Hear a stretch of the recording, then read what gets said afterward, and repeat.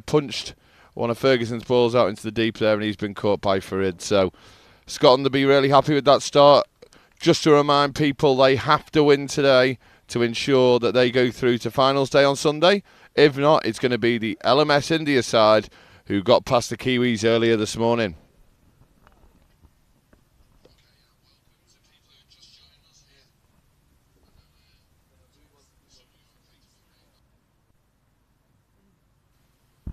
And that brings Shiraz to the crease.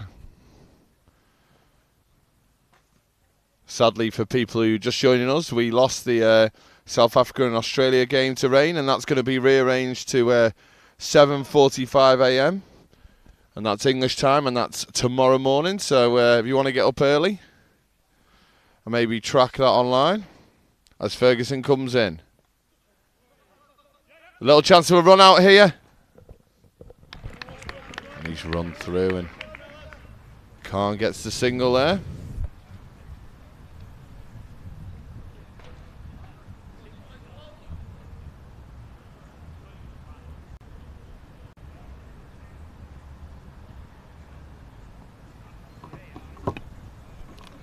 Ferguson comes in here. A little flick off his legs by Deepak Nicholas. It goes down to fine leg. I'm going to welcome into the comms box Wayne Grieve. Welcome, Grievo. Lee, it's great to join you. First, I just want to say on behalf of Last Man Stands a massive thank you to Chester, Boughton Hall, ground staff and everyone involved in the club for getting these facilities ready to play. The club can be very proud of themselves. Not many clubs would have been able to get a facility looking so good so quickly after the rain. So massive thank you to you and the team, Lee. Well, thank you for that, Wayne. It's almost all down to Alex Kegg, the groundsman. It'd be remiss of me not to mention him in person because he's absolutely top drawer, and I know him and his team have worked very hard, as you've just mentioned, to make sure that we can enjoy the rest of the day's play here at Chester, and hopefully we'll have some really good cricket. And the sun's out now, and it's doing justice to the wonderful facilities you guys have got here. And Alex, as you say, I'll be buying you a few beers after this tournament for sure.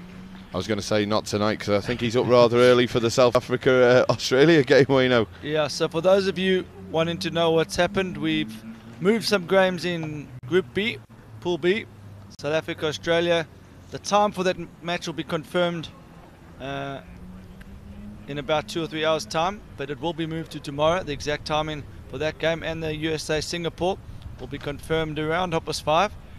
But unfortunately, no play in Pool B today. We have seen a win for India over New Zealand in a tight game. It was a really good finish, wasn't it? It's a great game.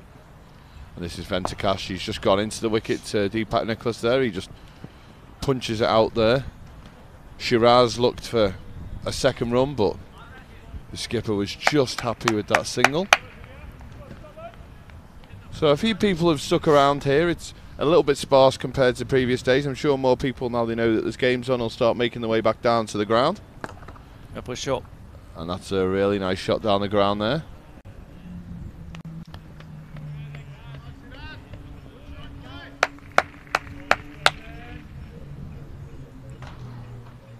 Venkatesh will be looking for a wicket here as he bowls to Nicholas. Back of a length into the wicket. And a really good bit of fielding out in the deep there.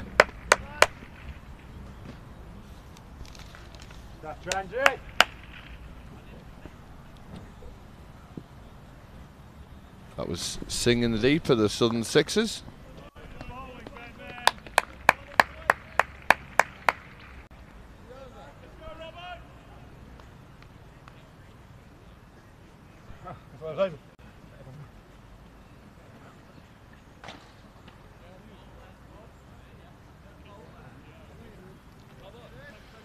So this has been a real solid start from Scotland here. Just 26 runs in the first 4 overs. Nicholas has got off to a really good start. He's 15 off 8. But Khan is just 2 off 4 so far. And my friend Rob Bainbridge here is going to have his first bowl of the day. He plays for the Bass Rock Cricket Club in Scotland.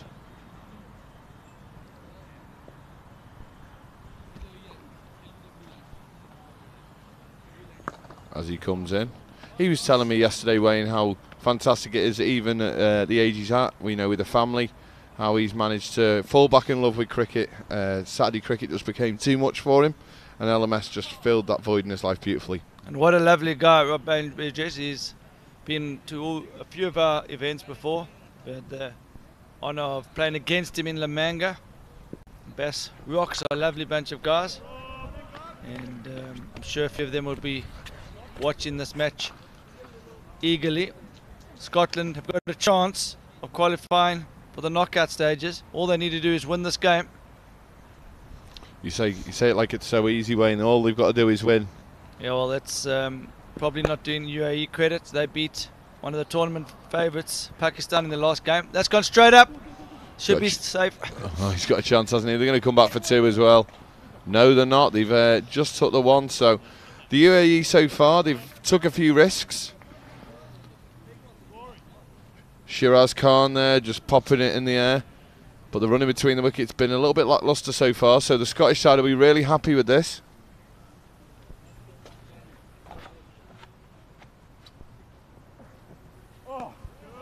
Just to see if he's just taking a little bit of pace off it. Nicholas isn't going to die wondering here. He's swung extremely hard and the ball goes through to the keeper. And he'll be full of confidence after his last knock against Pakistan. He was superb. I don't know if you managed to watch that innings, Lee. I did. And I know he's got a really good eye, but Bainbridge is all over him here like a rash. And just 2 off his first over there. I know he took a bit of tap earlier in the week off Abdul Razak, and he felt an awful lot better when he saw some of the other boys doing the same. So the conditions actually decent now for cricket, Lee. Who would have thought that? Well, it's great to see both these teams getting out there and getting stuck in. You know, these conditions are ideal for cricket now. We've both teams straight away looking to get out there, and the sun is shining. It's a real pity we couldn't have got that big game between South Africa and Australia out there.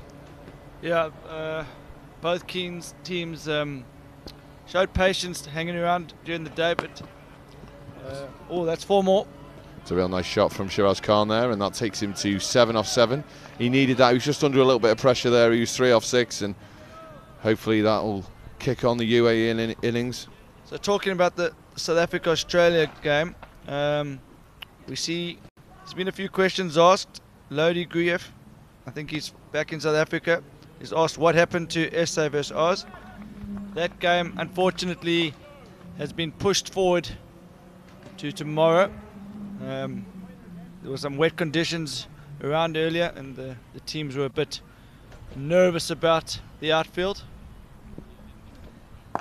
As it just goes into the wicket there. I think this is looks like Rory Johnson here. I think this could be his first bowl of the week, Grievo. Yeah, they've held him back this tournament. He's a talented batsman, brilliant in the field. So it'll be interesting to see if he's got anything about him with the ball. He did say he'd been warming up a few times trying to get a bowl, so this is his chance today into the wicket. And this time he's gone in front to square. Deepak Nicholas looks a very fine player. Keep going, I presume he's played an awful lot of LMS cricket. Deepak's played a huge amount of LMS cricket in all parts of the world as well. He's played in Cape Town, he's played in Sri Lanka, he's played in Spain, and now he's playing LMS in England. He plays for the Roaring Lions, who apply their LMS trade in Dubai.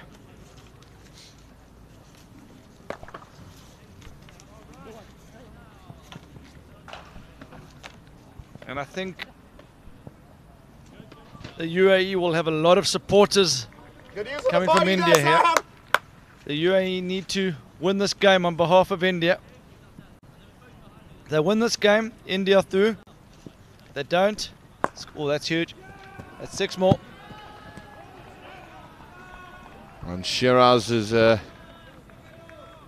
full strength there. And he's gone well towards the canal at this bottom end of the ground. And straight away the sun's out and it's baking hot down here at Chester. It's a beautiful day now, Lee. Amazing how quickly the conditions change here in the northwest of England. I must admit, Grievo, as an Englishman, I was having a great deal of joy, having a bit of fun with the South Africans and the Australian players this morning, telling them how we'd already been out there and played 10 overs, so obviously the Southern Hemisphere are obviously a bit more delicate than us English. I'm sure you're going to stand up for them, and we'll get a good game in the morning. Another good bit of bowling there by Bainbridge. Expensive first over from Johnson though, 16 from it. Be interesting to see if he gets the second over here.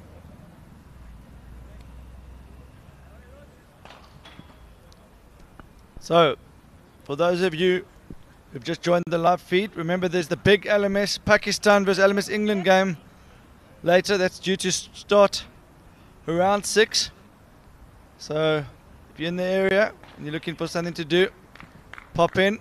Should be a good atmosphere. On the back pitch, we're going to have the Masters game between India and Pakistan. I'm really made up how that India and Pakistan are going to get a chance to lock horns again. The Pakistan Masters were here before. I felt really for them. Obviously the weather, and they were hoping to play. Our England versus South Africa game was rained off. I think the South Africans were just ahead there as well. Leading edge. And that's a massive wicket. And Bainbridge will know that as well. He's got rid of the dangerous Nicholas for 22. It's a huge wicket for Scotland and their qualification chances. Can see some of the Indian boys are watching at the moment. Can see Meg was watching. I know Captain Rahul Kohli's been watching as well. Be interesting to see whether they think the UAE can score enough runs to hold Scotland back here. Am I right in saying Scotland just need to win this game, Lee? There's no bonus points required. They just need to win and find any way to win it. And just seeing on there my good friend KB from the Indian team. I was very lucky to speak on FaceTime to some of his family. They've been loving the LMS format, and they wanted to see the chubby face of the person behind the microphone. So I was lucky to speak to his partner back in India. So welcome. I hope they're enjoying watching this game.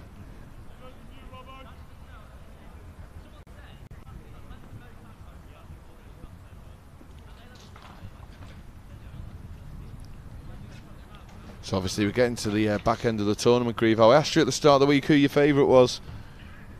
Fancy coming off that fence? I'm going to go with Sri Lanka now. I think Sri Lanka are looking red hot favourites from here.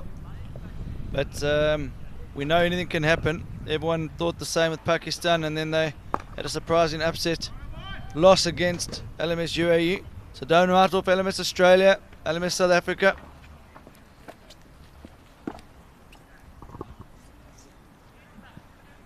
The new batsman Subu. He's at the non-strikers end now.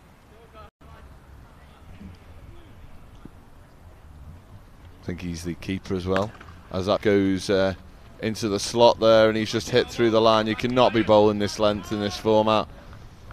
He's just put it up there to the batter, and Shiraz Khan has just hit through the line and swatted it away into the leg side. It's weird here, obviously we've been looking at par scores around 180 all week.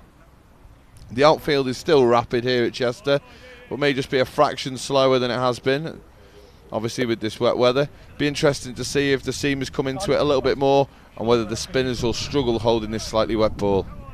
Yeah, it's also, the wicket might be, I wouldn't say much slower, but it might just hold up on occasion. It might be a bit too paced due to the wet condition. But you know this pitch better than most, so what's your assessment from here?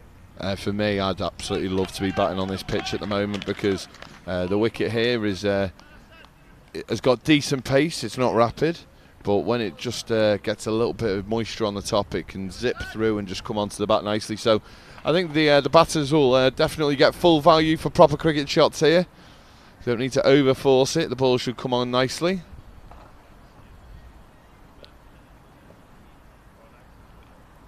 Following on my love of interesting cricket shoes, This certainly is a pair that I would feel very, very nervous about wearing.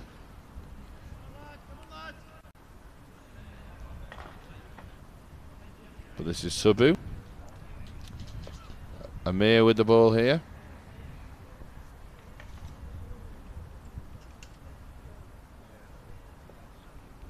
As he comes in. That's a lovely shot. He's just lent on it beautifully there. Out into the deep. As the club captain just pops into the commentary box, Wayno. I'm just going to... No, it's all right, Chris. I know you're never shy for a moment. He's just waved away. You're just going to give us 5 minutes here. Just give us a little bit of background about how we managed to get the game on so quickly. That'll be fantastic.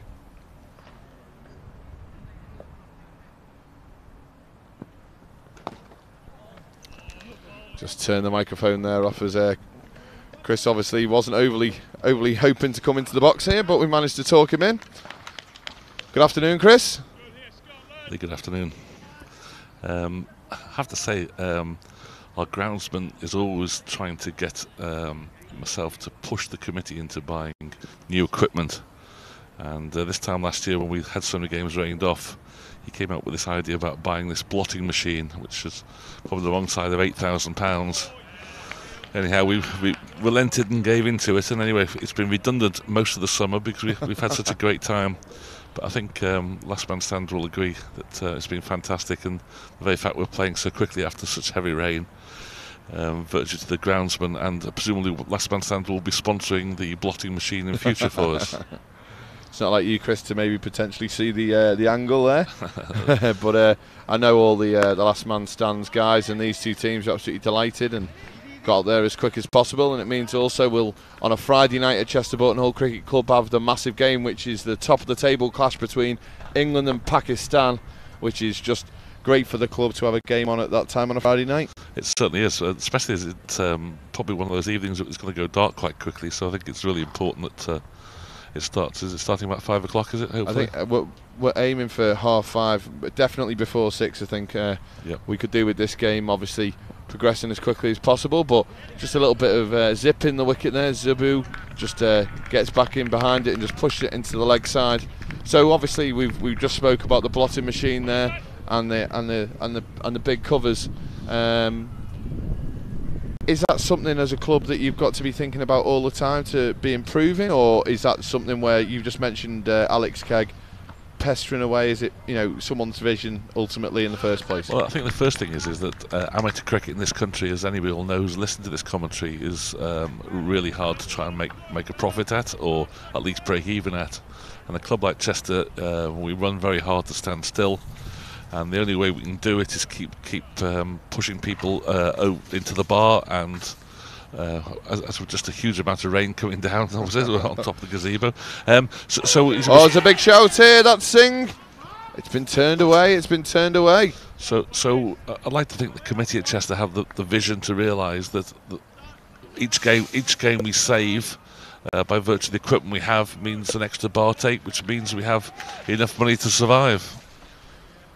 Yeah, well, just for the viewers at home, it's not actually raining. We're in a commentary tent here. Obviously, a commentary box may be the next thing on the committee's list if we get a couple more of these big events from Last Man Stands. But at the moment, we're in a tent and they're just pushing the buckets of water over the top here. So equipment plays a very big part.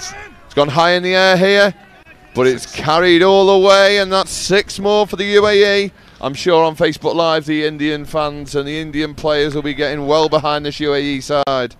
Is there any team that you've enjoyed watching, Chris? I've actually enjoyed the English team, actually, and the English Masters team, because I saw you playing on the far pitch before, Lee. Yeah, I did enjoy a little run out there. It's something that I'm definitely going to try and play more of in the future 2 years, because I quite fancy to see if I can break my way into the full England side, even at the old age of 31.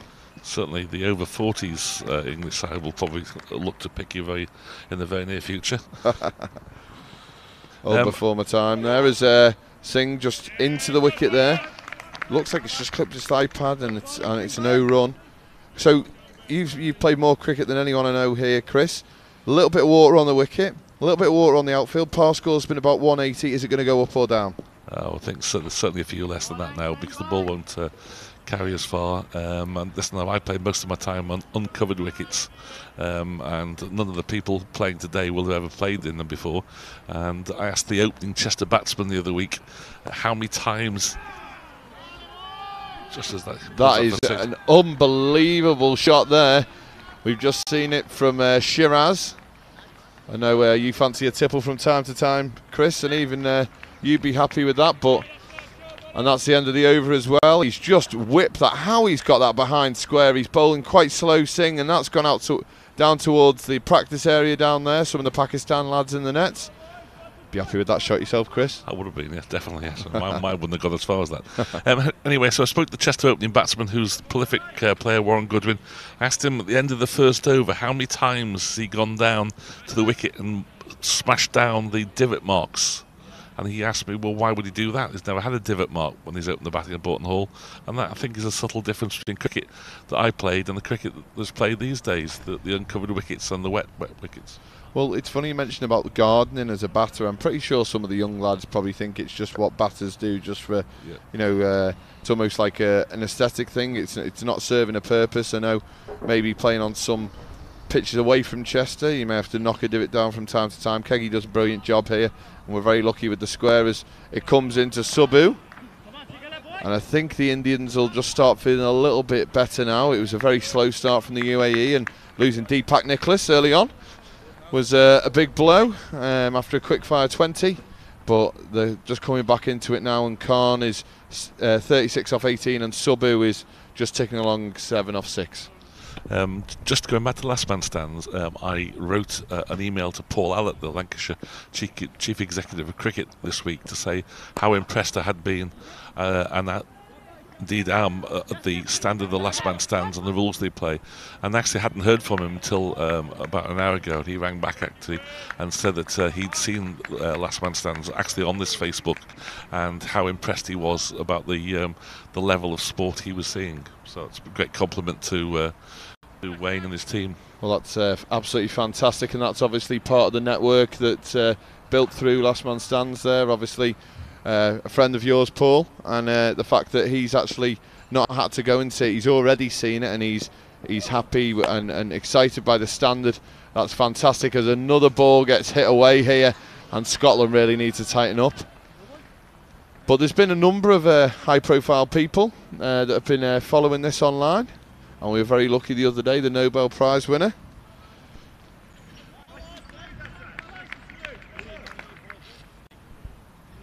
Mahala came down to Chester Boughton Hall, got my picture taken. Very impressive indeed. She even said, Chris, she'd come down because she'd enjoy my commentary so much, so technically she asked for a picture with me. No comment. Anyhow, so the last man stands theory of the cricket, the way they play it, I think is something that's going to be replicated very quickly. I think everybody who's been here this week has been really impressed by firstly the rules and the way people play it. It's certainly fast. Well, it's fast, isn't it? And I know from spending a lot of time with you, not always the most patient watcher of cricket. I know on Saturday you had to sit there and watch your son face 30 balls to get the first team over the line. But I think a good game's a short game. First rule of life. And obviously this 100-ball tournament that the ECB are looking at, they're actually maybe potentially borrowing some of the LMS rules, I think. Well, I think Paul actually is chairman of that subcommittee that are looking at 100-ball cricket, and he has actually suggested something on the basis of 50 balls from one end and 50 balls from the other end. It does really make it faster cricket, and that basically, as time, society change, we've got to look at some way of developing the game to keep the young ones interested. So just looking obviously at the coloured kits here, Chris, I know back in your day it was obviously a nice pristine white shirt and a flannel in one of the pockets as a thigh pad, but do you think that potentially the first team cricket on a Saturday, we could see coloured kits coming in, or do you think that committees and leagues aren't quite ready to go there yet? Well, I do enjoy traditional cricket and watching the test match at home live on television, but we have to adapt the game to suit the people who play it. And if you consider that our first team tomorrow are going to Timpley at 9:30 tomorrow morning, and if you're a young father at home with 2 young kids, you say goodbye to your wife at 9:30 in the morning, you get back at 11:30 at night, having spent an hour or so in the bar, but it makes an awful long day. So I think we have to adapt the game to keep attracting and keep people playing it. No, I totally agree. Obviously, we just touched on. I was just looking through Twitter there, and James Franklin actually got the opportunity to meet Mahala the other day here at Chester. It was a fantastic moment for the club, and he's already got, you know, well over 1,000 likes on Twitter there. He said extremely humbled to meet the 2014 Nobel Prize winner. Now, to get people like that down here to the club can only add, for us on a selfish viewpoint, can only raise our profile. Most definitely. I mean, we want to be the best at Chester. We want to be the best in the Northwest. We want to be the best at the north of England. So hosting tournaments like this and able to use social media to sell the message, I think is very good for all concerned. So just for a few people at home now, we're now changing ends now. We've bowled the first 10 overs from the end named after your father, the Ron Fleet end of the ground here. We're now going to come from the City end of the ground, and Singh's going to continue. 84 for 2 off 10. What's a good score? And I know in the past, Chris, you may have liked a little tipple. What would be your line at the moment? I think my line would be 155. I think 155. So obviously, for just the benefit of this, I'm just going to have a little buy at 155 there, because I really do fancy the UAE to kick on here. I think the Scottish are just a little bit short of bowling, and Singh went for 17 off his first over. So I've just had a word with the umpire. 155 it'll be. Fantastic. But Chris, it's been brilliant getting you in the box, and I know on finals day you'll be here for all the fun and games that comes with it, but we'll definitely get you back in. And just quickly, have you got a team in mind that you think it could go all the way? I think England, obviously the league table, see they're pretty well unbeaten so far. I expect them to carry on unless there's some jiggery pokery going on with the squads over the weekend, but I was thinking England the favourites to win, I think. Fantastic. Well, Chris, thanks for coming in the box. I really do appreciate it, and hopefully there's a good outcome to this game. Obviously, just to reiterate, Scotland, if they win this game, they qualify, they make it to Sunday and finals day. If not, the Indians and the thousands of Indians at home that have been watching throughout the week, they'll be happy because they'll be staying with us for finals day on Sunday. Thanks very much, Lee. Cheers, Chris. Thank you. So that was Chris Fleet, club captain of the Chester Boughton Hall Cricket Club there. A real nice insight into, obviously, the background of how we keep these games of cricket on. And obviously England are doing fantastically well, and that's his tip. As Singh comes in, back of a length to Subbu. He's got to be looking for at least 2 here. An amazing dive from Rory, but it goes to 4. And he's really kicked on here.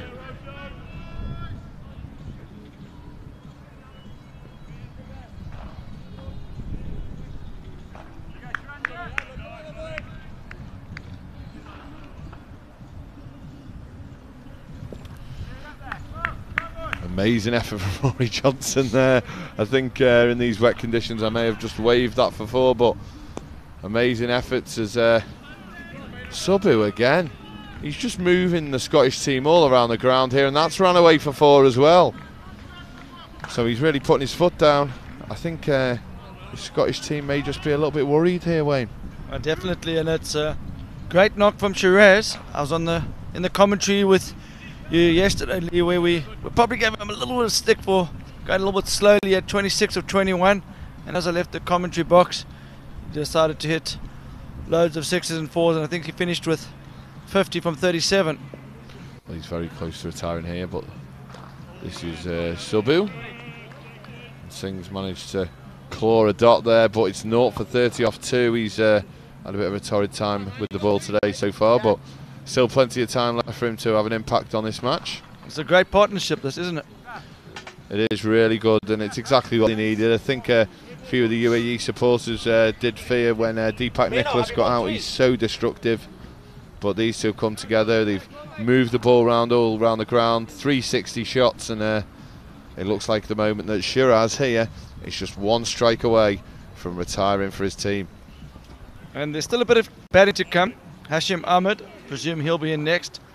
He hasn't really shown all his traits on this tour, but when he gets going, he can be as destructive as Deepak. Well, this is Assad Amir here. He's a player for the Well Foundation. Also plays at Edinburgh Academicals as well. And that's a really good shot down the ground. Fielder's going to come round. Fareed's here. He slid. Oh, he slid past it here and it's gone for 4. Obviously quite a greasy outfield here. Fareed's gone for the dive. He slid past the ball here. A wry smile towards us in the commentary box. A great effort from Fareed. But another boundary, and that takes him 2 away. Do you think he should be more sensible here now and just make sure he gets retired? How many overs? 8. Oof, it's a delicate one. Yeah, I think it's unlikely that he'll have too much work to do at the back end, but you never know. Always better having that option. So if he needs to take a ball or 2 extra to get to his 50. Oh, that's Amir, he's got away with it. Looks like Shiraz had just set himself to maybe get on the front foot there, and that just cramped him for room a little bit.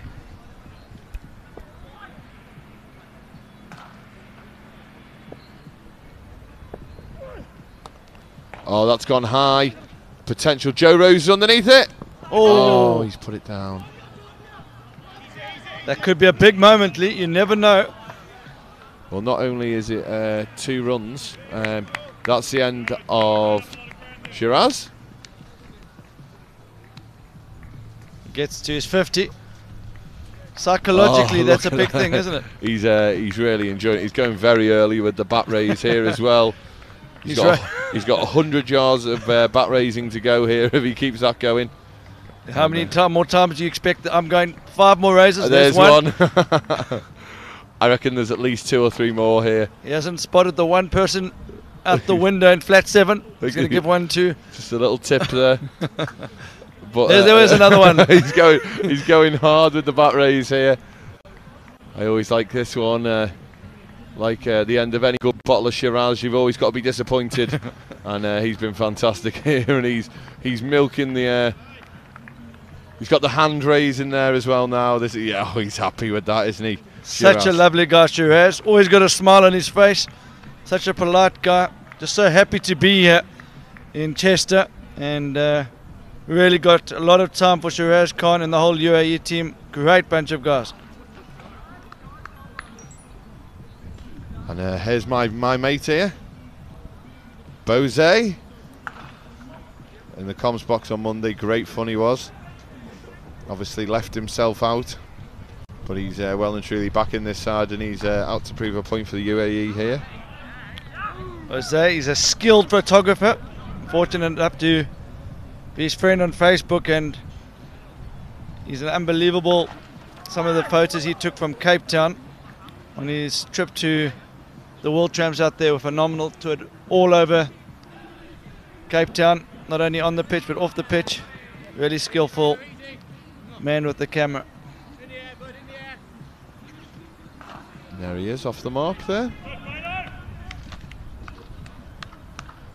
So we're at 103 off 11 overs, 1 man retired, and that's Shiraz Khan. And surely they've got to be looking up at that 180 mark now.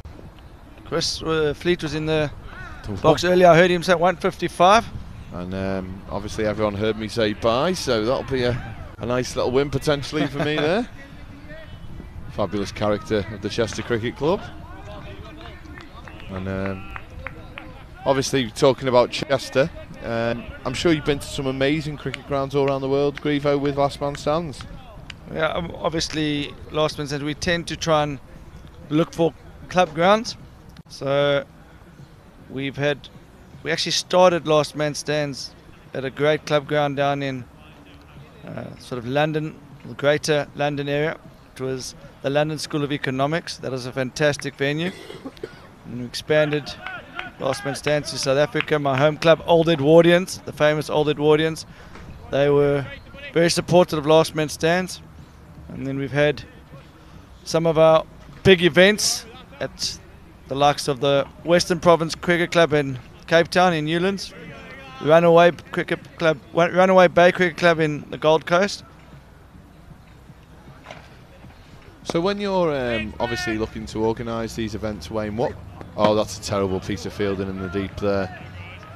And that definitely will make the bloopers real there. A little bit skiddy in the outfield. Farid will be absolutely fuming because he's obviously a little bit of a loose in there. Bose's just rocked back, and this is going very... Oh, wow.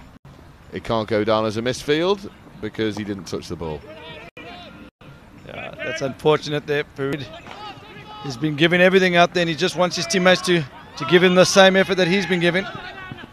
Could be a run out here, but Joe Rose reacted really well there. He's just a little word with some of the fielders there from Scotland. They weren't backing up quite as well. Just a little bit of a sloppy few minutes with the Scots here. They did brilliantly though to come past New Zealand yesterday. That was a surprise win, especially when New Zealand put 212 on the board. I don't think many people gave them a chance after that. But this man Farid played an unbelievable knock.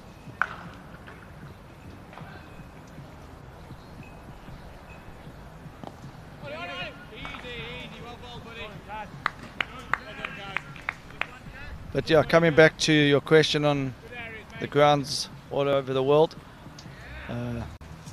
this cricket club, Chester, Boughton Hall is right up there in terms of facilities that have hosted last man stands, and certainly there's a big shot catch, and the batsman walks. That's always good to see that, Wayne. The fact that obviously the umpire was there to make the decision, but Subbu was halfway off. Yeah, just made it easy for Lewis Davies there. Lewis Davies, a good umpire. He's learnt his trade umpiring on the local league on the world. The other three umpires are from London. Good turn and bounce from Farid there. Just a little skiddy though. The last few days, the spin has been pretty slow, but that was a little bit quicker. Subbu will be annoyed with that. That was loose. But a really good partnership, and Nelson gets another victim there. 111 for 3. The new batsman, Hashim Ahmed. Very, very talented player, this guy. He hasn't had the tournament that he would have liked to have had when he arrived here, but I still think he's got one good knock in him. Tell me a bit about this Hashim Ahmed. The first time I met him was when we got an invite to play in a launch tournament in Sri Lanka, and we tried to set up a rest of the world team to take on a Sri Lankan team just as an exhibition match, and 3 of the players that attended the match were from the UAE. Chance for 2 here. Rose puts the hand up. He said he's not interested in a second run there. And that's the end of the over. Feel for Farid there. He bowled a brilliant over there, and then that one misfield, and he's gone for 8. And Hashim, Bose and Deepak were 3 of the guys from the Roaring Lion side in UAE that messaged in and said they would like to join the tour, and he was outstanding on that trip, off the field and on the field.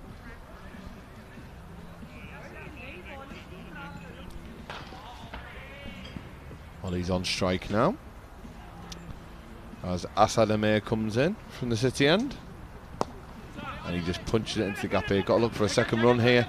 Opportunity's going to turn blind, but they're going to get quite comfortably there. The only disappointment with the weather, Wayne, is obviously we've lost that massive game, Australia, South Africa, and also just a slightly quieter crowd here today. It's been a really good atmosphere all week. We've had fabulous weather, fabulous crowds. So obviously if anyone's at home, you know, the weather's good now. Get yourself down here. Enjoy the cricket.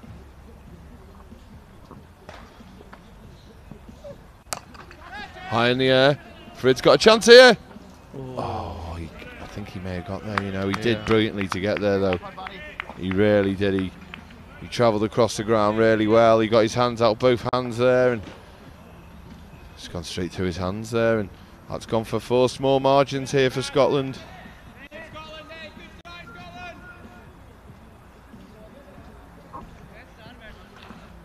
One of the more interesting viewers on Facebook Live here, Bose, who's on the non-strikers end here, where you know appears to be on Facebook Live. I think someone's stolen his phone. Obviously, he's got a good data package. And this is going to be 2 as well here. Bose's going to turn and go, I think. Yeah, he's quick between the wickets. Great running from the big man, Bose. Only 4 strides and he was at the other end. He was great fun in the box the other day. Really passionate about his cricket. Really hoping for someone to really take the LMS UAE franchise by the...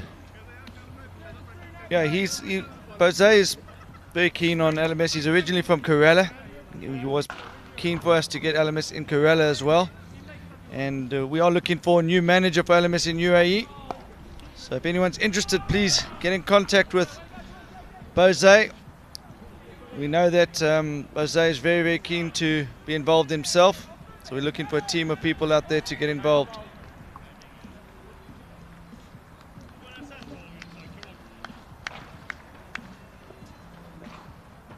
So Scotland minus Fraser Watts today, Wayne.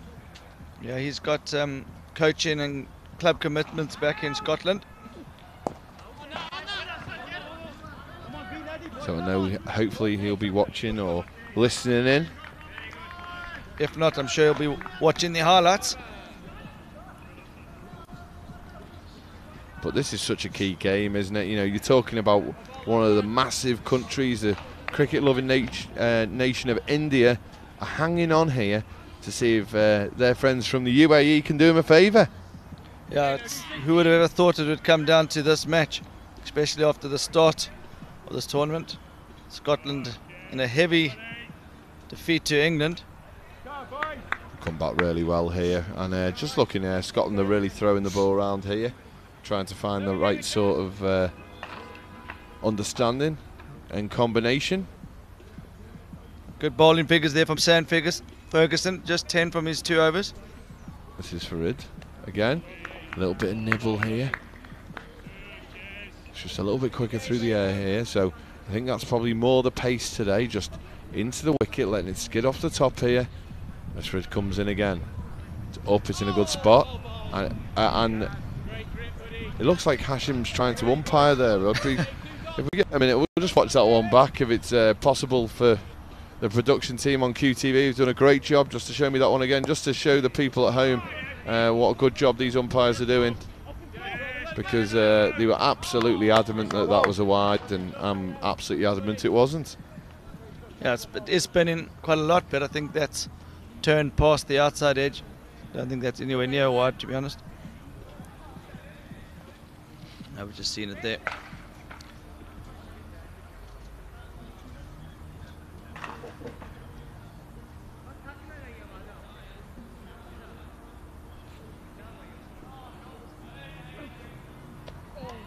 Really good bowler. Farid's a handy all-round cricketer.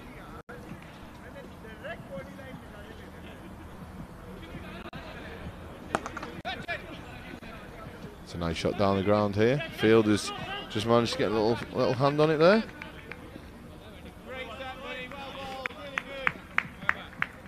So projected score 169. Do you agree with that, Lee? Or are you still buying the range here? Absolutely smashing the runs here. I think the UAE are going to put the foot down here. I actually think it's going to be near that 180 mark. Are you going at 14 and over or 12 and over? I'm going to go about 10.5 and over here, and I'm going to say at 180.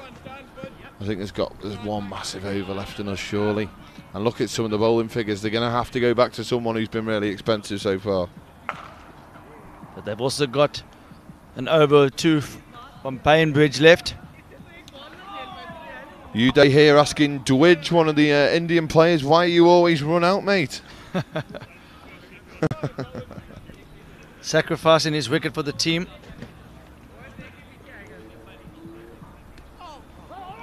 It's a wide ball this time though. And Bainbridge is really not going to be happy with that. That looks like 5 wides. So what were really good figures are still decent, but certainly not as good after that 5 wides first ball. Yeah, that's unfortunate there. I don't think he deserved 5 there, but wouldn't happen if he bowled straight. Bainbridge has been good, so he wants to look after his figures, yeah.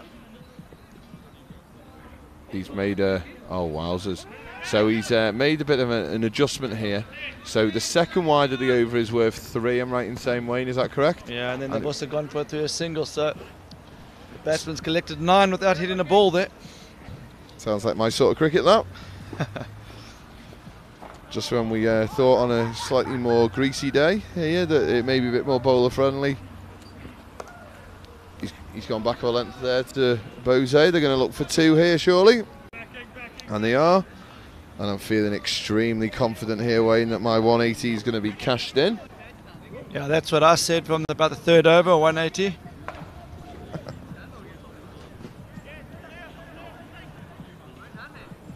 It's really refreshing after the, you know, you've already called Sri Lanka as potential winners. You're now giving these big scores out as well, Wayne. Can't wait for Sunday. I think there's going to be some big predictions from yourself. No, I won't be in the commentary box on Sunday.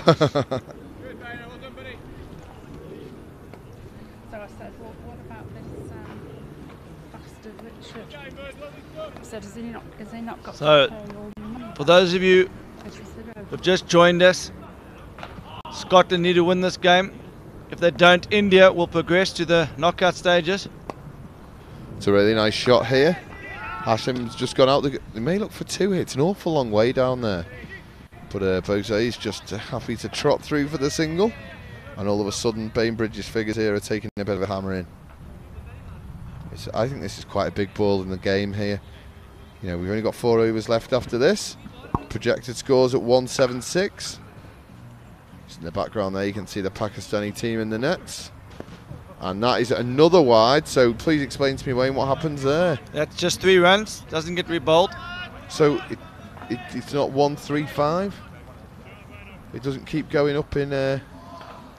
It's just 3 every wide. 3 every wide. But the last over, you have to bowl 5 legitimate deliveries, as in normal cricket. Surely for some teams, though, when teams are England firing 5th favourites, they and All-Stars legends. Cricket, Wayne, but surely it's worth scuttling a few down the leg side. Well, let's be honest, if you go in at 15 or 16 and over, I think that's too much. 15 and over gets you 300 in a game. So, yeah, there's obviously the odd occasion where a 3 might be better than a 6, but if that's going to be your tactics from the beginning, I think you better not turn up. Obviously here at LMS we want everyone to turn up and everyone to enjoy it, but you heard it here first. If you want to bowl down the leg side and get constant 3s and you think that's okay, maybe don't. Well, you'll be chasing 300 every game, so that'll be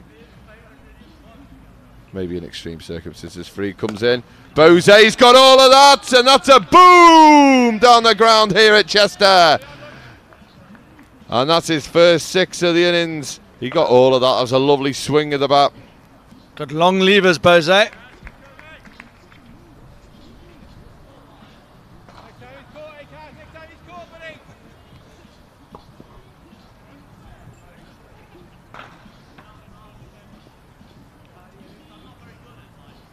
was a massive strike from Bose there. This Rid comes in again. This time it's gone high into the leg side. Singh's underneath it here. Oh, he's dropped it. So, just something there, okay. Hashim at this end stood still, okay. He's very aware that there may be a potential chance of a run out if he went for the 2. I think he may have had a chance of a steal there. He should have gone for the steal. Sometimes the non-striker should be going from the outset. In that occasion, he should have just said, guys, I'm going for 2 no matter what. If he drops it, I'm through for 2. If he catches it, I'm through for 2. That's not always the case to some of the shorter boundaries, but a long boundary like that, I think I even would have made 2 there. Do you find that the more experienced LMS players would have just gone there, and the guys that maybe have played less or maybe more normal cricket, that would be something where they maybe get caught ball watching? Yeah, I think different people learn the game at quicker speeds. I think Hashim's such a lovely guy, a little bit laid back at times, so nothing phases him. I just think maybe he's thinking about maybe what he's doing tonight for dinner or something like that.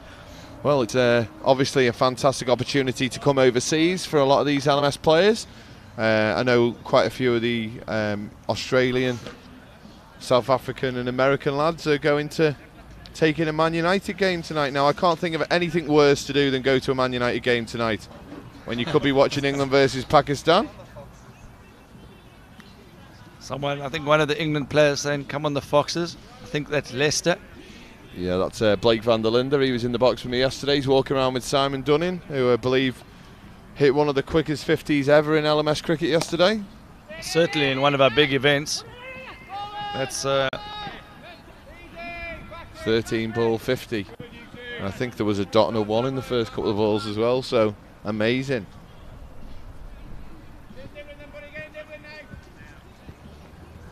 So Sam Ferguson to continue. Now again, there's an opportunity we just spoke about earlier.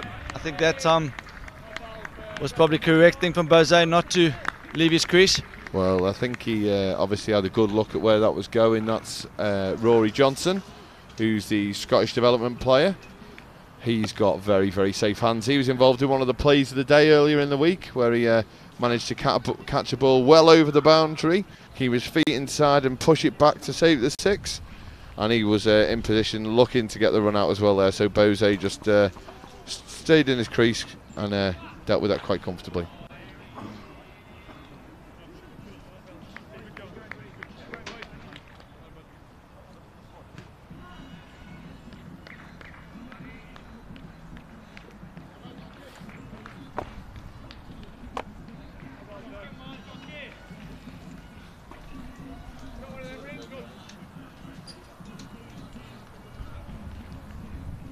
It's a good strike right there from Hashim. 156.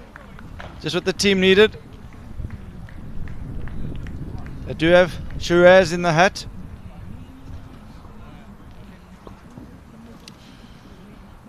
So we had Chris Fleet in before. He called 155, so I'm feeling comfortable with my buy at the moment, Wayne.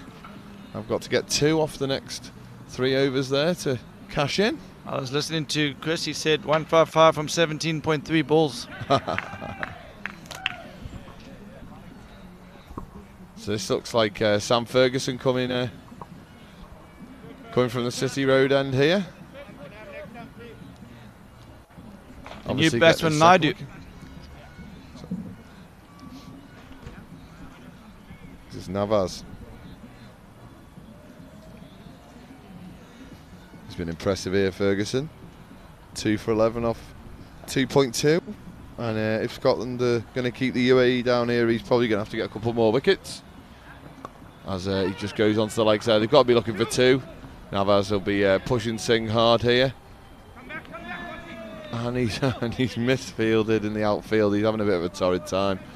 Mr. Singh here has a couple of the local speckies just wandering around here.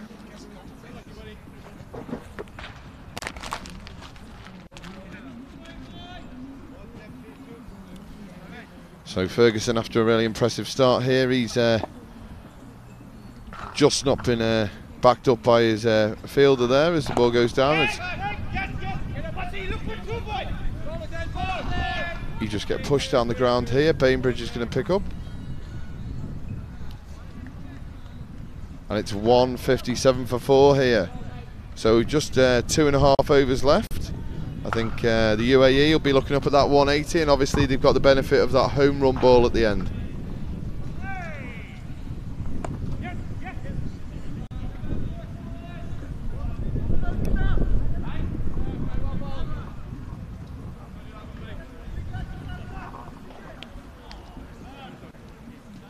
So quite a few of the locals just starting to stream in now for the afternoon session. All enjoying the game here at Chester Boughton Hall Cricket Club. All aware what a massive opportunity Scotland have got here to make finals day. And it's pretty straightforward, as you said before, Wayne. Win the game and they'll be here on Sunday. If you look at the scorecard, superb 50 from Shiraz Khan, striking it at 200. Oh, and it's a no ball. It's gone for 4. That's an expensive start to the over. Free hit come in. UAE must be regretting their start to the tournament.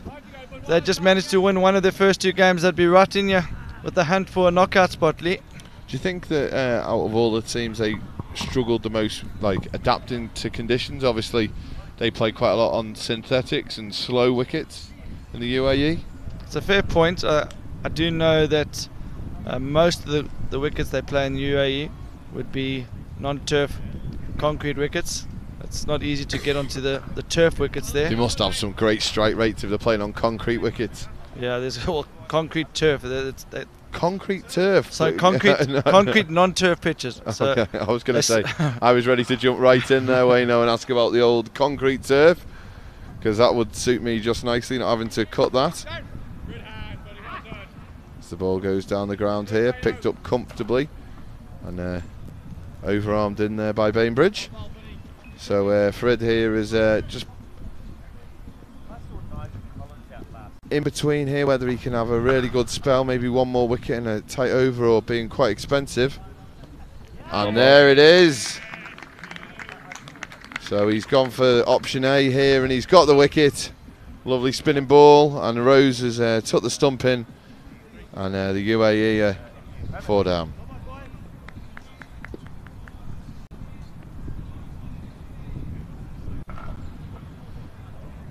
So Scotland will be happy here. They know that obviously the wickets are going to stem the run flow for the UAE. And Navas had a good go. Let's have a little look at this. That's a pretty straightforward decision, and well made by the umpire.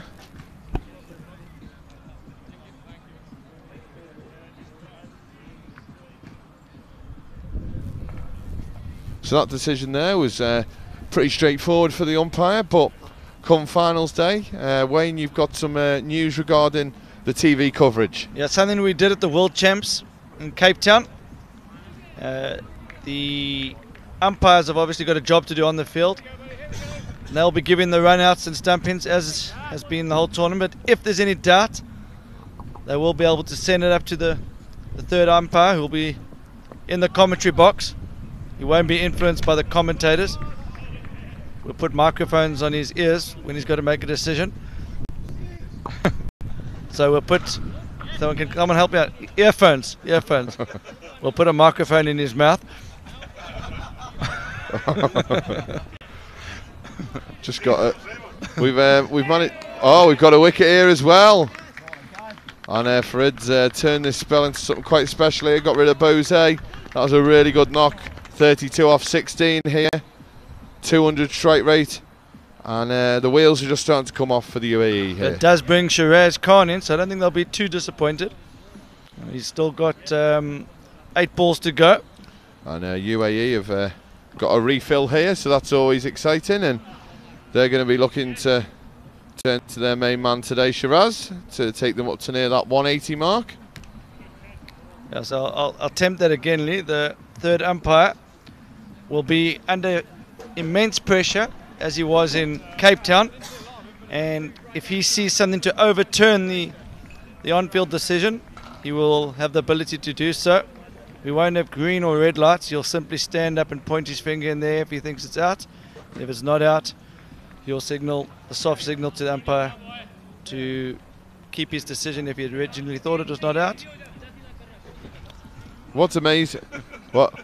What's amazing about that innings there? Bose was on Facebook Live for the whole innings there, and commenting. So fantastic, Farid there. That's a fantastic spell. It's a pity it ended with a wide, but that's 3 for 29 for Farid, who's been one of the really good players for Scotland in this tournament. And one of the characters of the tournament as well.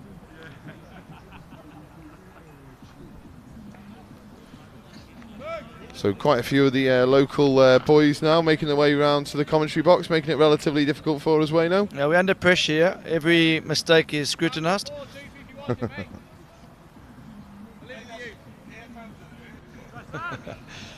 So Lee, do you think there'll be a bigger crowd coming in? Well, I think on a Friday night here, quite a lot of people like to come down. It's normally junior night here at Chester Boughton Hall Cricket Club, but juniors is finished now, so I think quite a lot of people, as they finish work, will be making their way down to the ground as the ball's hit hard down the ground there. And that brings Shiraz onto strike here. So obviously Ferguson, who's definitely been the pick of the bowlers here for the Scottish side. He's got the opportunity to restrict the UAE to under 180 here. And that's a full bunger. He's just missed out on the Yorker. But they're going to look for 2 here, try and get Shiraz back on strike. And that is a pretty dire piece of fielding again. So Scotland at the moment are their own worst enemies. So during the interval, we're going to get a batting masterclass from Simon Dunning, how to score 50 off 13 balls. So for those of you looking to get your teas and coffees, get them in now. That's going to be exciting to listen to Simon Dunning. It's a nice shot again, just down the ground here. Fred going for the long barrier here. They're looking for 2. Keepers misfielded it, and they've come back quite comfortably. So I think the plan for the UAE here is they want to keep Shiraz on strike. And he'll definitely be on strike, hopefully for them, for that home run ball.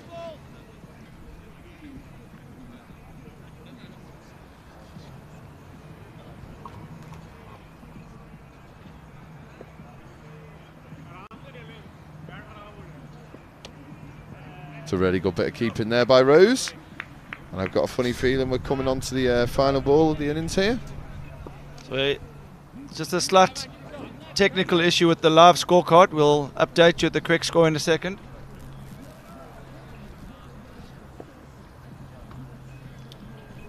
So as Ferguson comes in, high in the air, you're going to look for 2 here. That's gone down to Rob Bainbridge. I think PJ's going to come round and look for a 3rd here. He's just going to turn and go.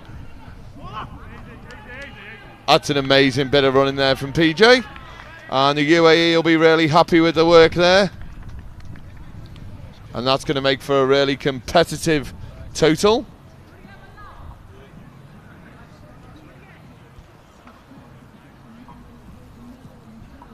There's quite a few of, like I mentioned, quite a few of the locals have made their way down. They've heard that this game's on live here on Facebook Live, and they've made their way down to the Filkins Lane ground and enjoying some of the facilities.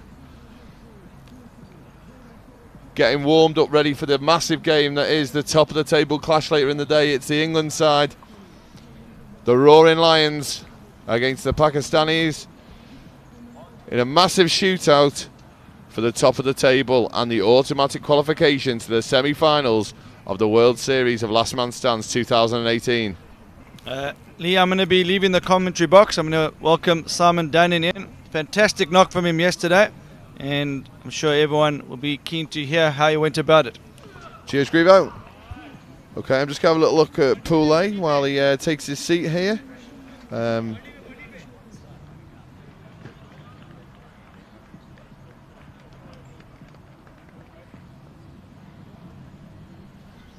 So just looking at Pool A here as Simon Dunning joins me in the comms box. Welcome, Simon. Thank you very much. Good to be here. Yeah, well, just looking at Pool A, you must be pretty happy. That's a pretty sight for you England boys. Looks good so far. Yeah, can't complain about that. Be totally honest with me. Is this exactly what you thought it would look like after 4 games, or is this above expectation at the moment? I think at the moment it's probably a little bit above expectation. You know, you come in, it's quite difficult when you haven't played with a lot of the people in your side before.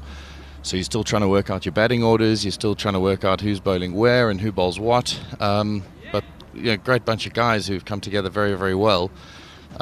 It's also been great to have the help of Nick Compton, who's, you know, his cricketing brain when you're in this, even though he hasn't played a lot of 2020 last man stands, you know, he can read batsmen very, very well. He can read bowlers very well. So you'll be getting some good advice as well. So I was going to say it must be a great insight to have someone of his ability and his standing in the game to be out there with you, and you know, obviously at the top of the innings as well. He's just been almost like a cherry on top of the cake there for you. Absolutely. When you got someone who comes in and strikes the ball cleanly, who's looking good, you know, it's nice to have that kind of banker. You know, someone who can cement an innings and kind of just keep you moving at least. So for you personally, obviously an amazing day yesterday. You must have been really chuffed. Very happy with yesterday. Yeah, it was a bit of a surprise. He'd been struggling for a bit of touch in a couple of the other games, but I think once I realised on these pitches, I think playing across the line here is generally not the thing to do. The bounce is a little bit erratic. You've got to, you know, use the short boundaries here. You've got to hit through the ball. Absolutely. Down the ground here, especially this way, is quite short. So just to jump in here, looking at the scorecard, Shiraz Khan, 62 off 30 was the highlight there, and looking at the bowling figures, you've got Kazim Farid here, 4 overs, 3 for 31, and Sam Ferguson, 2 for 27. Looking at the other bowling figures, nothing really to write overly home about. Maybe Rob Bainbridge, 1 for 25 there, but Scotland have left themselves probably a little bit more than they wanted to do here. I think so. I think they would be a little bit disappointed with some of their bowling. I think I think they got away with a few kind of ranked long hops that probably should have disappeared over the rope. But from what I've seen of the Scottish batting lineup, they're pretty good. They've got some batsmen in there. They look like they've really missed Fraser Watts today. He seems like he'd be a miss in any team, but certainly the Scottish team just looked like they lacked a little bit of direction out there that he's been giving them. Yeah, I think so. And you know, when you kind of don't know whether you're going to be playing and then all of a sudden you're playing again, it kind of throws everything into a little bit of disarray, and you then start questioning your tactics in terms of who's going to bowl when and how. So yeah, I would say there was probably a little bit of direction missing. So for you going on to the game later this evening, obviously you boys are pretty used to being last game on. I think LMS have decided that for TV purposes that having England on when people are getting home from work is the best time. What I would say is, I know for some of you it's a little bit frustrating when the light starts to fade, but the other night against the New Zealand side, I think the crowd really helped you bring it home. Yeah, it was nice to have a big crowd for that game. The sun here is a problem late in the evening. Won't lie, with the pink ball it becomes quite difficult. But when you've got big crowds and guys screaming and shouting and a good atmosphere, you know, it's very easy to look past that and enjoy the game. So for you, obviously, a long-term member of, is it the Aeon or Aeon? Aeon All-Stars. Yeah. Aeon All-Stars, and we've seen that celebration with you and Blake van der Linde a couple of times. The Raging Bull. The Raging Bull. And we've had some really good support for you on Facebook Live. Is there many people watching back at Aeon or family and friends? Yeah, the guys have been following very closely. You know, even if it was during work time, I think they'd probably still be watching. You know, Secret tab, absolutely. So, and you know, it's been very nice. My family in South Africa have been able to watch. We got friends in Australia and New Zealand who've been watching as well. So, around the world, it's been great. Lots of messages of support. So you must have had a couple of messages after yesterday, because I'll agree with you. I think that was obviously an incredible innings yesterday. Earlier in the week, you were just trying to work out how to bat here at Chester. And I think also as well, I think coming in at that particular point in the innings seemed to work really well for you. I mean, with a platform like that, you've got guys that have been running the field ragged. So, I mean, Aaron and Blake running so many twos. I think they only had 3 dot balls in the first 10 overs. So, I mean, that is some proper batting. And when you've got that sort of platform, you can just walk in and really just go, which is nice. Well, the thing is that obviously you've got two, you know, the left hand and the right hand, you know, combination there. Two quite different players. I think Aaron Lomas has shown in this tournament really how to play last man stands without being a power hitter. You know, he can hit boundaries, but he hasn't destroyed teams with his power. He's manipulated the field round. He's used Blake as left-hander down the other end to ensure that he's giving, you know, the captain of the opposition constantly having to change the field. That's tough, that. It is. It becomes a bit of cat and mouse, which, you know, and Blake and Aaron being quite fit guys and being able to run between the wickets like they do, they can keep you guessing. They're also, I mean, Blake, I played more with Blake and Aaron, but Blake can work the ball very, very well into areas, and Aaron's just super fit and super quick. So, you know, and he does the same thing. So, you know, it's a nice combination. But like I said, we're still playing with combinations and kind of looking at what the pitches are doing and seeing how we need to change our order around to suit that. Yeah, we put the captain, Nick Darby-Welsh, under a bit of pressure, saying, you know, going into finals day, what sort of combinations will we be looking at? And I think, look, he's incredible. You can see he's an incredibly loyal and good man to have as a leader, and you know, he was giving absolutely nothing away. I think he's got in mind maybe a couple of combinations that he knows that are well suited, and obviously there's going to be a couple of places up for grabs as the weekend unfolds. Absolutely, and you know, depending on what teams we come up against, you know, that'll definitely influence kind of what happens, you know, bowling attacks and batting lineups. So thankfully not my job, which I am very, very grateful for, because I'm generally not quite as good as they are. So yeah, but I'm sure they'll come up with a good plan. Well, okay, going back to this game here, 179. Okay, 2 questions for you. One, do you think the Scottish side will get up in this game? Looking at a bit of what's been happening here today, I think if you get forwards for a start, and actually I wouldn't worry about hitting too many sixes, because just keep the ball on the ground, because then you can get forward, get over the ball, run your twos hard. I think that it shouldn't be that difficult. And the other question is, obviously later in the tournament you could come across the team that maybe finishes below you. Obviously you and Pakistan are tucked in 1 and 2. We'll decide who wins the group later on as we look on one of the Pakistani supporters there. Who would you least likely want to face later in the tournament? Who has the potential to get some momentum and cause you some real problems?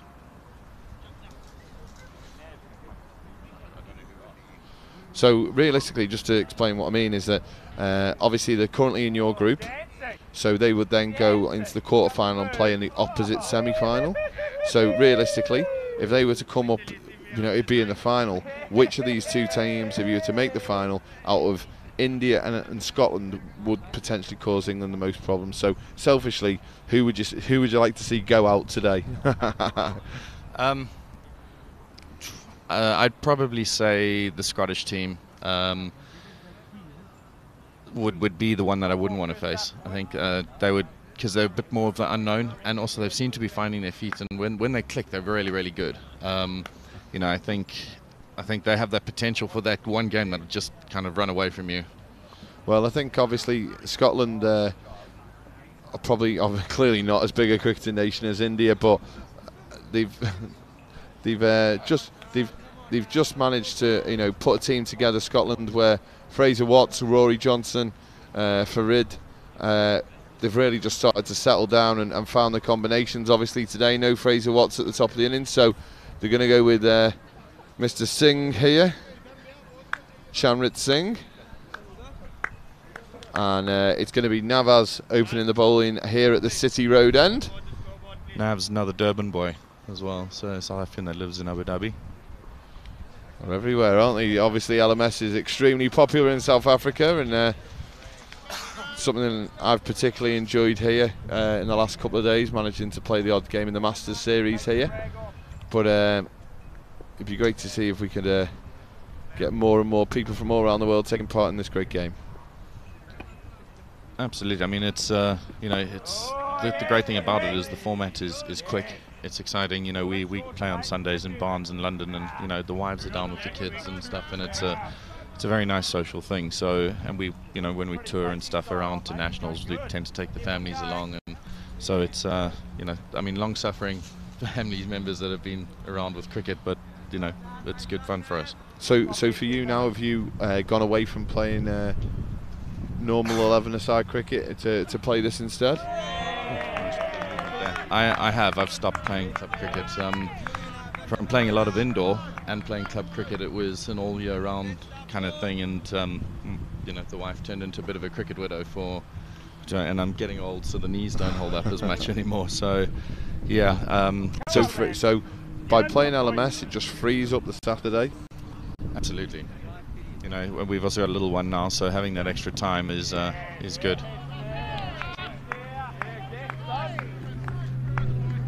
So it looks like we've got Bakari on the outside here, who is known as the fastest mouth in the East, and he was making it very clear that England were going down today in the big game.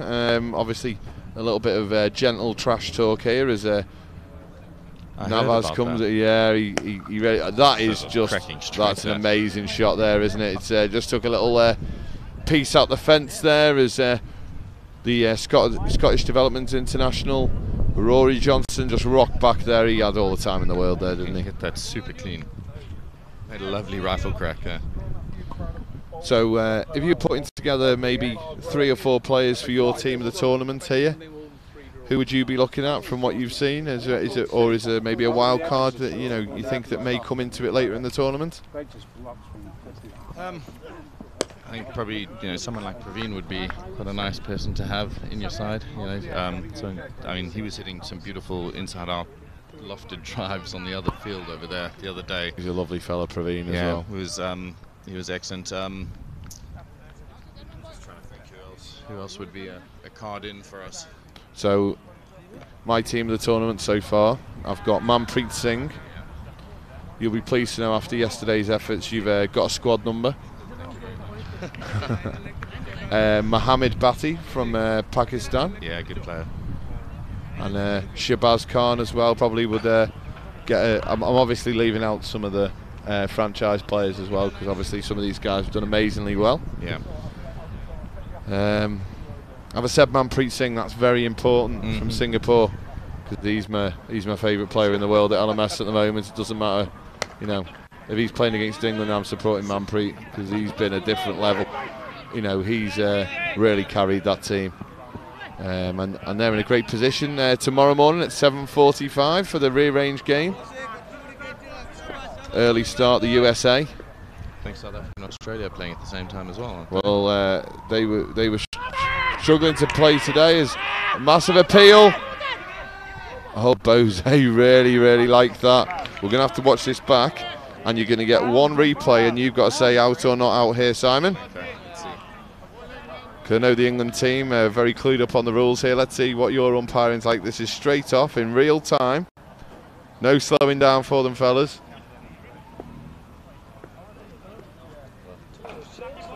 No, he's missed that. So we're saying good decision.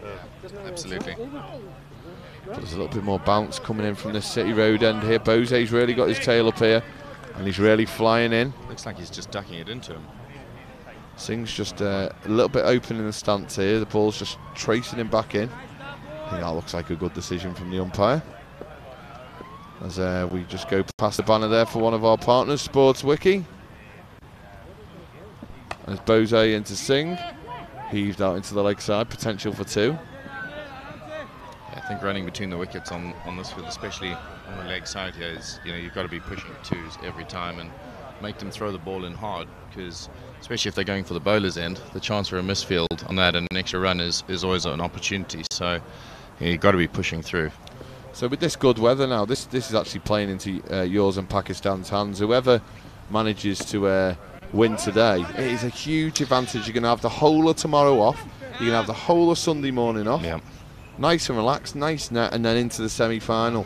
Yeah, it'll be a good game to win. It definitely would make a difference to have that time, where you don't have that kind of hanging over your head that you've got that extra game that you've got to play, and it's another potential for something to go wrong. So, yeah, big game this afternoon. Hopefully the weather holds off, because if it does, then and a little bit more sun to dry out this outfield, then we should be in for a good game. UAE player asking me on the side from the replay that the edge was out. Yeah. I had to disappoint Dada, unfortunately. So for the players, obviously, having the live stream here, is that a big part of coming to the World Series for you? I think it is. It's it's nice to a bit of showing off to your friends, and it's nice for the people who can't travel. When you tell them that you're going to go and play in a World Series, they don't really kind of get it. So when they can actually see it, even though they probably don't understand all the rules, you can, if it's a close game, you can get the feeling of excitement. Yeah, and you get the essence of it, don't you? Absolutely. So it's been very, very cool having it. Absolutely. And I'm pretty sure yesterday, I'd like an honest answer here. Did you go back to the hotel and maybe just give yourself half an hour to watch your innings back? I didn't watch it yesterday. I watched it this morning. Oh, good lad. Yeah. If you hadn't have watched it, I would have just packed up and gone home, because it would have meant that my role here was completely redundant and pointless. When the guy scores 54 off 13 and doesn't even bother to watch it back, but he hasn't, so that makes me feel a lot better. You definitely got to have a watch of that. It was good luck for two here. He's super quick between the wickets. Yeah, it's very good running. You see, and then that's what happens. There's potential for some buzzers here. Oh, there we go. Oh, that's good running from Singh as well. So there we go. Like it when something you talk about comes true. Doesn't happen very often. Normally it's me saying how well a bowler's bowled and then he bowler wide. So this has been much better. But Navas is going to come in here. Probably deserves a wicket here. He's just been working in and around that off stump, and they're going to look for 2 again. I think probably another throw. And that is an amazingly high throw again. Probably need to readjust. Navas doesn't look overly charmed here. He's trying to explain to the fielders there's still maybe a little bit of dampness in the outfield after that heavy rain this morning. Keep the ball up. Yeah. But looking across the ground now, you could barely think it'd been raining a couple of hours ago. It's hopefully it holds. I don't know which way the wind's coming in from or where your weather normally comes from. So I mean, you're local here. Do we think we're going to get more rain this afternoon? Well, I certainly hope not. It looks like it's we've got some good weather for the rest of the day, and you'd have quite enjoyed it. The South Africans and the Australians, obviously tough southern hemisphere sides. It was a bit damp this morning. They were trying to explain to me. I was trying to explain to them. A good friend here, Bass, he was like, "You playing this?" I was like, "Yeah, we'd be playing in this all the time." But conditions, yeah. So they've got a lovely start in the morning. They're going to get the 7:45 dew on the ground here at Chester. Absolutely, they might have the kind of heavy cloud headache as well, maybe. Well, they're going to the Man United game, and I'm sure they're going to have a great time. I really hope that the away team get up there. But just looking at some of the introductory offers here, of the co-branded kit as Singh hits it out into the deep. That's an amazing go-go gadget hand in the deep there. Could be a run out though. And Singh is completely committed there as he dives into the ball. But just looking at some of that co-branded kit there from Bass, have you managed to have a little look at it yet? I had a look at some of the stuff. Looks really like some really good kit. Some of those bats had very nice weights on them. They look like good pieces of willow. I was looking at their gloves, they look very good. Hopefully try and get my hands on a pair of those at some stage.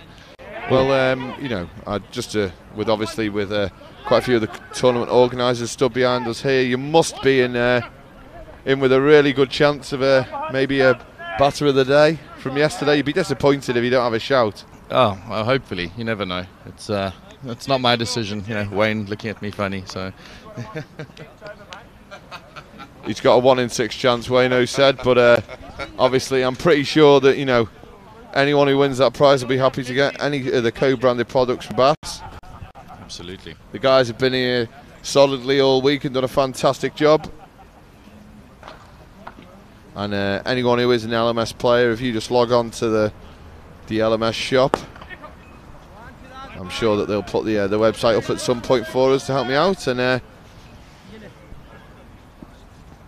it'd be a great opportunity for you to get 20% off. The link is actually on the LMS homepage, so you can head into the shop from there. So I had a look at it last night. And I think you've probably got a pair of pads as well for that, a little bit of extra knowledge as well there, Simon. You could do really well. So.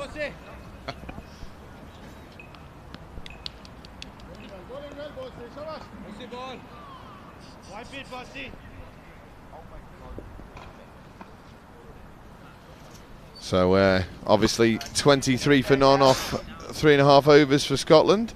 I think it's really key here that Rory Johnson, with Fraser Watts unavailable, he's got to retire here surely to give him any chance. Yeah, you need to have the security of someone coming back in. I think you know, because it just makes it so much easier for your batsman going in after that. So yeah, look, he's playing well. So if he just keeps going, I think he'll be back in the hut soon. So obviously this is a game a little bit further down the table, but we're going to turn our eyes to the big game later today, and that's your boys England against the Pakistan side, which have done so well until yesterday's shock defeat against the UAE. What are your predictions? I think it'll be a good game. I think it'll be quite a tight game. You know, we just need to play solidly, I think. You know, we've got Compo coming back, so whether he can make our side or not, we'll see. But yeah, I think, you know, we've got a good solid bowling attack. I think once we start building a bit of pressure, taking a few wickets, I think we'll be able to hopefully get on top of them and restrict them. So that's a beautifully media trained response there. So who are you actually gunning for? Who are the big players from Pakistan? Who would you like to see the back of early? I mean, obviously Razak early would be nice to see the end of. Yeah.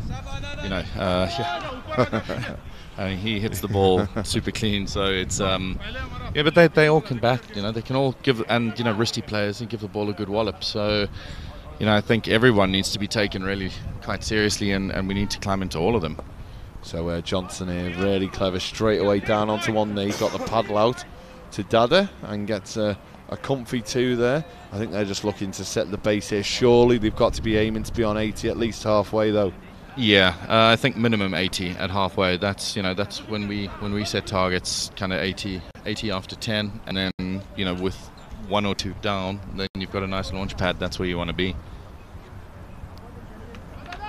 So for me, obviously I'd said your money on. Yeah. well, I'd actually called Pakistan as my tournament winners earlier in the week. I've got my friend Ali who comes in the box with me, who's super entertaining, and then the oh, nice little pedal around the corner.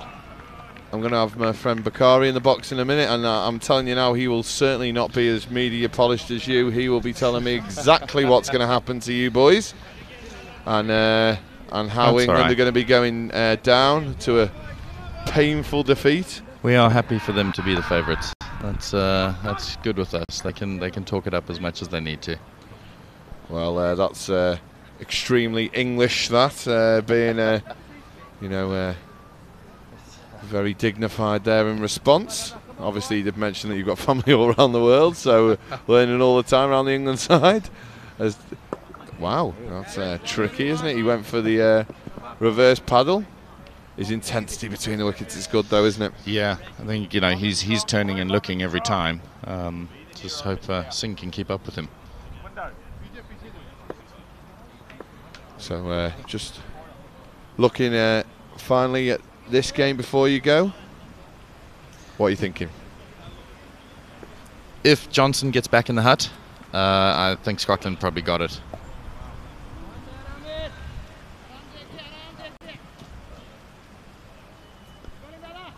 So a lot of pressure on this young man here, and fantastic from the Scottish Cricket Board just to send him down and make sure that it didn't cost him anything. It's great for his cricketing development, and obviously looking forward to seeing you, Simon, later in the day, and hopefully you can repeat for all those Englishmen out here, repeat the dose of yesterday and bring cricket home.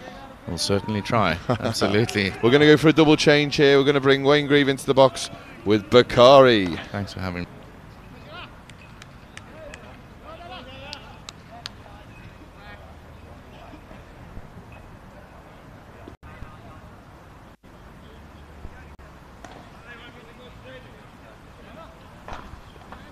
Thanks, Lee. Great to have some insight from Simon Dunning. Great knock earlier in the week, 50 from 13 balls, fastest 50 of the tournament. I'm joined in the commentary box by Bakari from LMS Pakistan, who will be playing LMS England in the final game of the day. It's going to be a cracker of a game, England versus Pakistan. Really looking forward to it, and hopefully Pakistan's gonna snatch it from England. And just I want to mention, my co-commentator was mentioning the team of the tournament, and he really didn't mention me in his team. So I'm really not liking his team.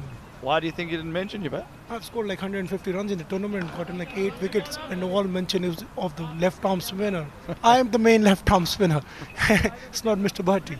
No, but he has done great for us. So he's been doing good. So England should watch out for him. And in this match, have you been following the Scotland UAE game? Have you got any favourites in this match? We lost to UAE yesterday. They've got a good bowling lineup. So Scottish team should not underestimate them, because in the death overs they've got this bowler, Mr. Amir. He's bowled really good Yorkers at the end. So the Scottish team should score quickly before he comes on. But Rory Johnson has been excellent up till now, and he's playing really beautifully. Yeah, Rory Johnson, an elegant player. Very, very good technique, and showing all the viewers out there that there's different styles for LMS. We've seen a lot of big hitters, But as we just seen there, Roy Another- likes to work the ball into gaps, doesn't he? Another cheeky shot from Johnson. He's like showing us another way to play cricket, LMS cricket. Like run quick, run hard. You'll get the runs because in the over you'll get a bad ball, and if you manage to score 6-7 runs by not taking any chance, you'll be doing good. You'll be doing well. Okay, and the LMS Pakistan guys have had a good tour. They're enjoying themselves. Excellent tour, mate. We have been having a lot of fun. Chester has been brilliant. It's a beautiful town. Beautiful people, peaceful city, and we are enjoying every bit of it. And we are also doing well in the tournament. So, because of that and everything else, it's been an excellent time for us up till now. And hopefully, today would be much more greater and sweeter if we beat England. And I'm telling you, we're gonna beat England by a bonus point. Oh, that big. No, that could be out. Straight in front of it. That's a great catch from Dada. Yeah, excellent catch from Dada, number 24. He was quite calm when he was taking the catch. A lot of experience under his belt. It originally looked like it was going to land straight on the commentary tent. I just don't think he quite timed that. So Singh departs. Mr. Singh is also an excellent batsman from Scotland team. He has done well in the tournament. He played also really well against us. So it's a big wicket for Team UAE and a huge loss to Team Scotland. But watch out for Mr. Fareed from Scotland. He scored a 15-ball 50 yesterday. So if he comes in and smashes the UAE team would be in trouble. And are you guys going home straight off the tournament? Or are you going to stay a few days and tour the country? What's your plans? Some of the guys would be heading back home. They have been here from the last month, but some of the lads would be like touring the UK. It's a beautiful country, beautiful places to go. So people will go into London, Scotland, all around. So let's hope so that we win the tournament and we tour it well and celebrate also.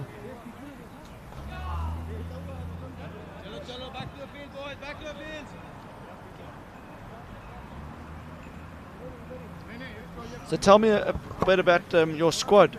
Do you all come from the same city or you different parts of Pakistan? No. We are all from different parts. Like major chunk is from Lahore, from LMS Lahore, and three players are from LMS South Punjab, from the city of Lodra, and some players are from Islamabad. So it's a mixed bunch, but we have gelled in together. It's been good for us. But majority of the players are from the city of Lahore. That's another reverse paddle from Rory Johnston. Just picking the gap out there. Well fielded by the fielder, originally with his boot. Preventing 4. You got some guys from South Punjab as well, don't you? Yeah, from South Punjab. 3 guys, Shabazz, Humayun and Sadakat. Shabazz has done excellent in the tournament. He has been excellent for us with the new ball, and he's a big threat to any team that he faces him. Johnson, 28 from 18. Singh, 18 from 14. This game's evenly poised. Got Bakari with me in the commentary box. They call him the fastest mouth in the East. Why is that? Oh, because I sledge a lot back home and I sledge a lot also over here. But I've been keeping it low because I really want the Spirit of Cricket award that LMS has introduced. That is a beautiful thing, and I'm really looking forward towards it and wanting that award. I think you were in Cape Town last year as well, weren't you, for the World Champs? Yeah, I was in the Cape Town with the team Julelal Bangers, JLB. We lost the semi-finals to Rebels. We did excellent in that tournament also, and we are hoping that we repeat the same performances in the UK as well. Yes, you guys did Pakistan proud in that tournament. I know you also made a lot of friends off the field, which is an important part of Last Man Stands, isn't it? LMS, all the lads from all the countries has been brilliant. We have made friends from all over the world, Aussies, the Kiwis. And Johnson goes straight. That's a great shot from Johnson. Coming back, Aussies and the Kiwis have been brilliant, have been lots of fun with them, hanging out with them, been all around everywhere, having food and dine. Everyone has been great. All the lads are quite a bit of fun, and this is the beauty of LMS cricket, bringing people together from all parts of the world. That's right, and as you say that, you see the Kiwis, they played early this morning and they've come into the ground to watch. I think they've made good friendships with some of the UAE guys, and I think they've come down to support them. I think they went out for dinner with them last night. Yeah, Kiwis and the Aussies, every one of us went out for dinner yesterday together. So we had a lot of fun, We went to the Pied Bull. It was a good food, good steaks. Okay.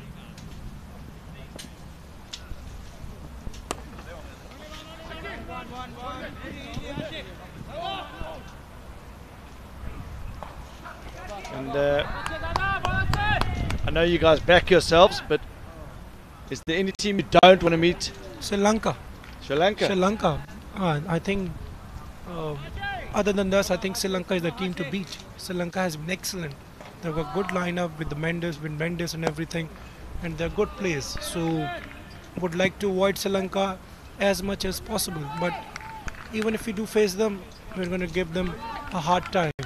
I believe in my squad. I have full faith in my squad, and I think we'll do well.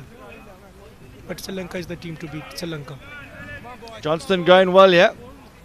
Shots all over the wicket. Reverse sweeps straight down the ground. What's he got next year? Backward punch into the offside. This is a great knock from Johnson. He moves on to 40 now. Johnson has been brilliant. He's playing really well.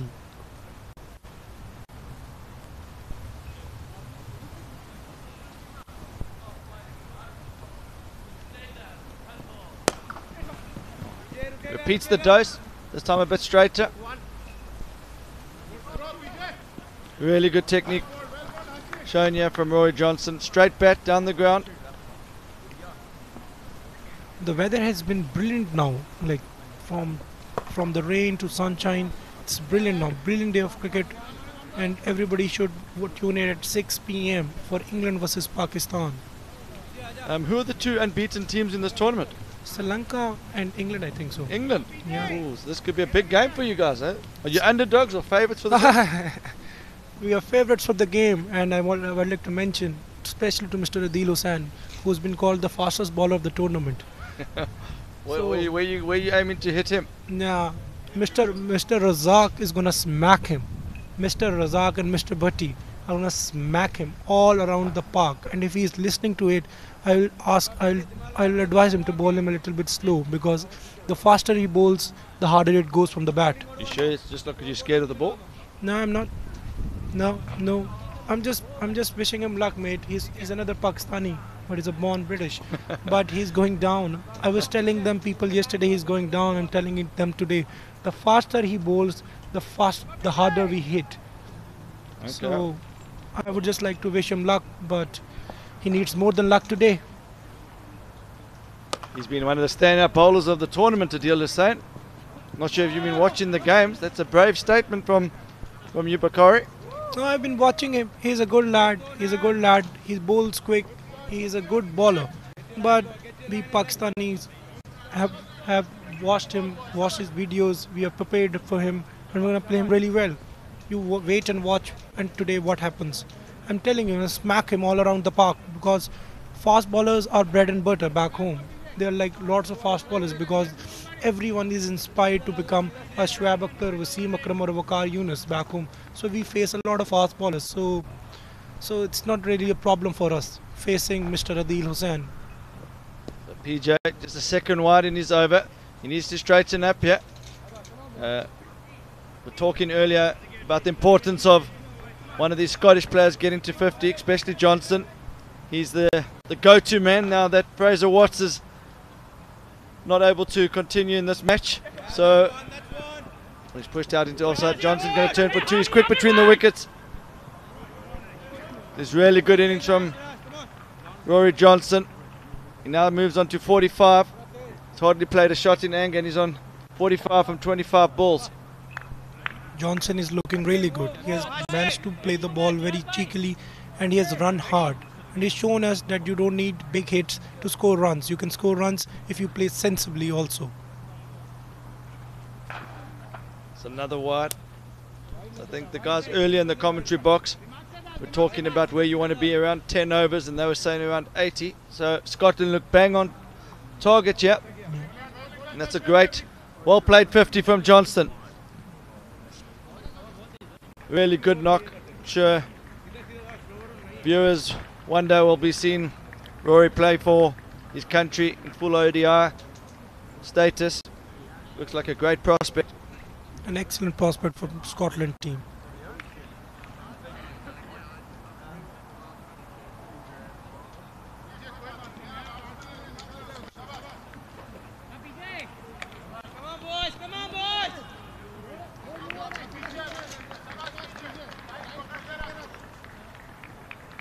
Scotland requires another 108 runs off 58 balls. It looks like it's going to the wire, mate. Yeah, we already had an exciting game earlier today before the rain came down.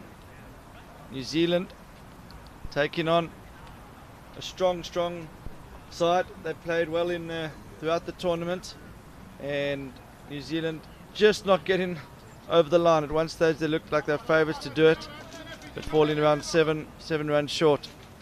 This Farid guy, he's a hard hitter, mate. Hard hitter. He scored a very quick 550 yesterday. If this guy gets going, it's gonna be trouble for UAE. Farid. I think people watching, all the viewers should pray that Farid gets going, because you're gonna have a lot of fun. You're gonna enjoy his innings. I think the UAE or the Indian supporters won't be fancying that. They need UAE to win this. It's okay. I'm a Pakistani, so I really don't like Indians winning all the time. Also. But yesterday we saw a lot of the Pakistani guys were supporting India in that match. Sometimes you need things to go for your side. So some of us were supporting Indian team so they could beat England, but they couldn't, and the hopes were crushed again by India. So it's fine, nothing. It's still in our hands.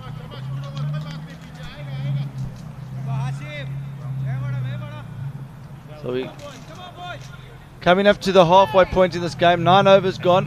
One more over until we turn. 72 from 9. They bang on 8 and over here. Just below the run rate required, but they've got wickets in hand. More expensive because of his price, though. You know what I mean? He's already priced it too. Oh, this gone straight up. What's happening here? Double play. Oh, he missed it. Did the keeper catch that? Yeah, he caught it. I think it's a steal by Mr. Farid. I think, is it the first steal of the tournament? Let's just watch this here. I'd like to see the slow motion. I didn't actually think the keeper got it. That's outstanding work from the keeper. He fooled me in the commentary box. He certainly fooled Farid. Farid, realizing the keeper got it, was in all sorts of panic stations. Sharp bit of work from the keeper.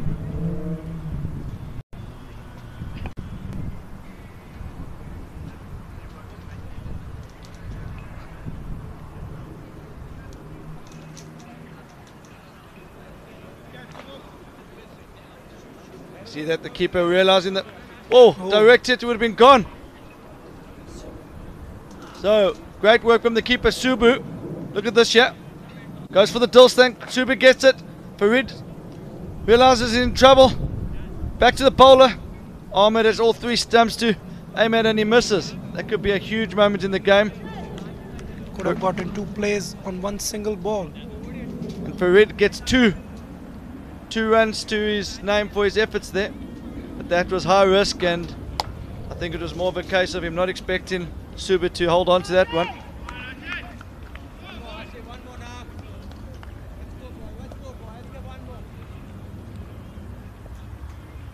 So Ahmed to continue.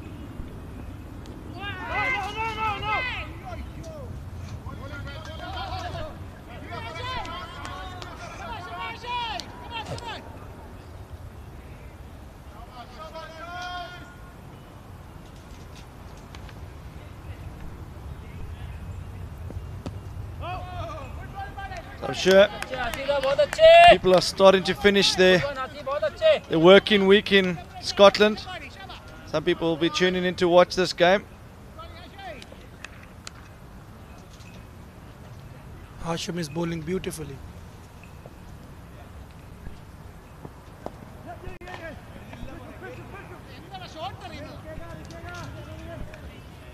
Four runs to Scotland. A good shot at behind square leg. Yeah, it's well placed. Try and overhit it.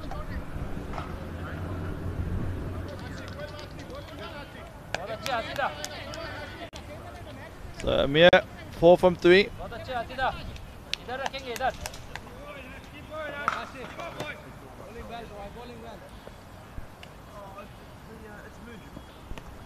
It's gone straight up. Could we? No, this time it's safe. Subaru's not going to get to that one.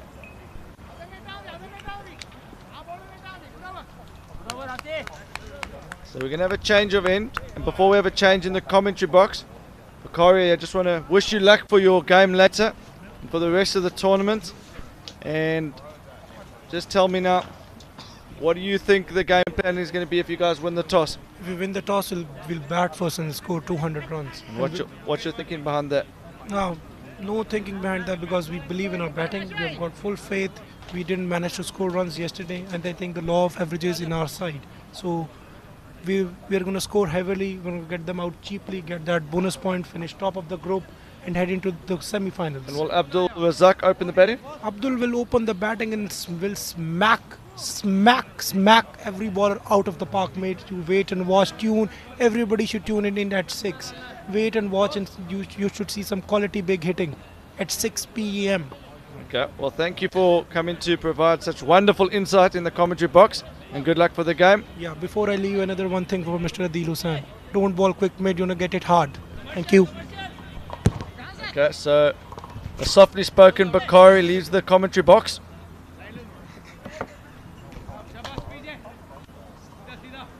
And I'm joined by Paul Reddish from LMS Scotland, the manager and franchise owner of LMS Scotland. And Paul, this is exciting times for your team.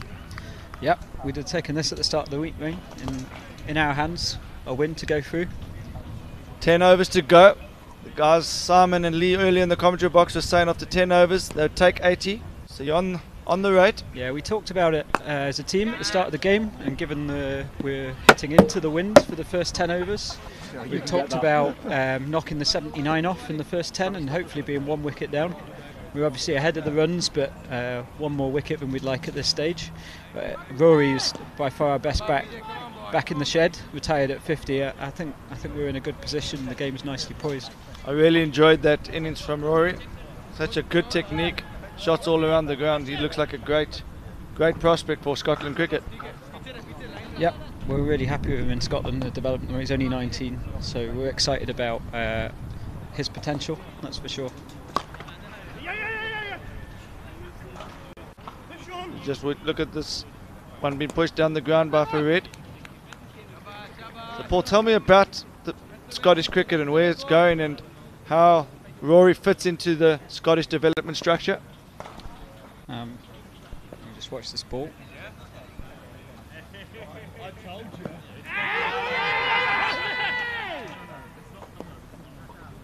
Slightly ambitious appeal there, Wayne. Yeah, sliding down leg. So yeah, Rory's in our what we call the Performance Academy, which is the level below the full national team in the Scotland A top. It's a lot of our sort of younger players that are just looking to push through. He's been in there for a year now, as I say, he's only 19. He's not played his first Scotland A match yet, but I know from talking to the performance guys at Cricket Scotland he's not far away. So I don't think it'll be long before we see him playing for the A side. And then, you know, if he keeps developing, keeps his head down, then there's every chance of making his full debut within the next couple of years.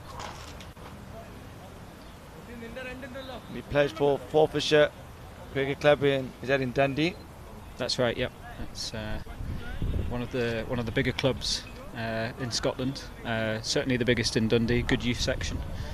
They've got 2 or 3 players in the national team at the moment, and like Rory, there's 2 or 3 more in the Performance Academy. So yeah, they're a good club. They're important for Scottish cricket. As Ahmed continues, that's pulled away.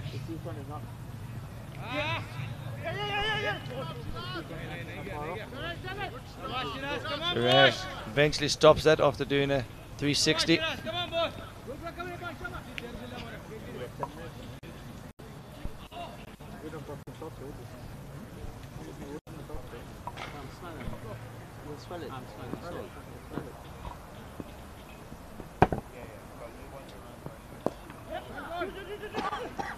I'm going to push for 2 here, but might just be 1. It's 1 more run to Farid.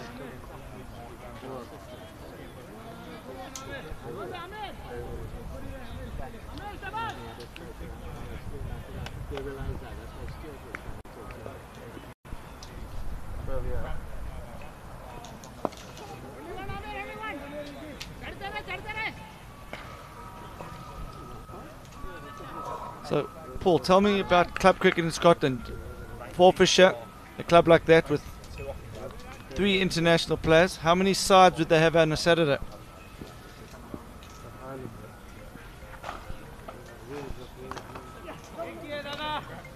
So Forfisher, they're not in the same league structure as my club, so I'm not entirely sure how many sides, but I would be very surprised if they don't have at least 3 teams. A lot of the bigger sides do have at least 3 teams. There are 180 league clubs in Scotland, so it's a big and growing sport there, and the latest participation numbers, there's actually more people playing cricket than rugby in Scotland. Not a lot of people know that, and you'd think rugby is the biggest sport. No, that surprises me. So, now, club cricket in England, you don't see too many guys going straight from club cricket to represent their country, but that's how it works in Scotland, am I right? Well, it used to, but the last couple of years we've put in place a regional series structure, so there are now 3 representative regional teams, and then that feeds into the national team. As I say, the club game is still really important in Scotland, just with the size of the country. You know, we have there's only 5 million people live in the entire Scotland, which is a quarter of the population of London.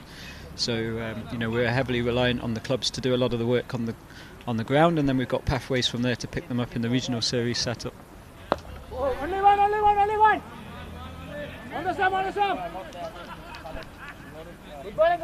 Coming back to this game, Scotland after 10 overs turned, they had 82. So it's just slowed up in those last 2 overs, yeah, Paul. Yeah, I would say at the moment it's slight advantage to UAE, but the guy on strike now, Kazim Farid, is probably our most aggressive batsman. He got 63 off 20 balls yesterday, albeit on the other pitch with smaller boundaries. He's going to be key to this game if we're going to chase this target. The run rate required just going above 11 for the first time. Only one.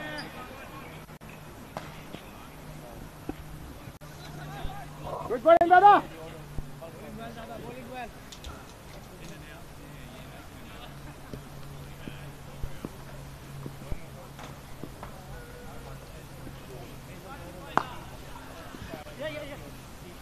Oh, come on! It's a good shot, clean hit.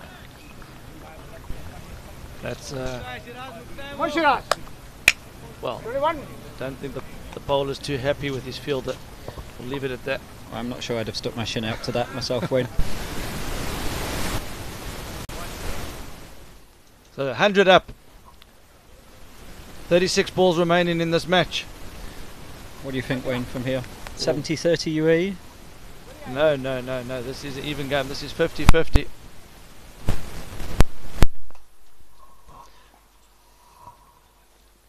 This is definitely 50-50. Rajib Noig, he seems to be, he's bowled first change for UAE. Yep, very slow through there. I think Farid, he's just struggling to get used to the pace. But he's realised it's almost impossible to hit him through the offside. It's turning a lot, but it's slow turn. So he's just going with the turn.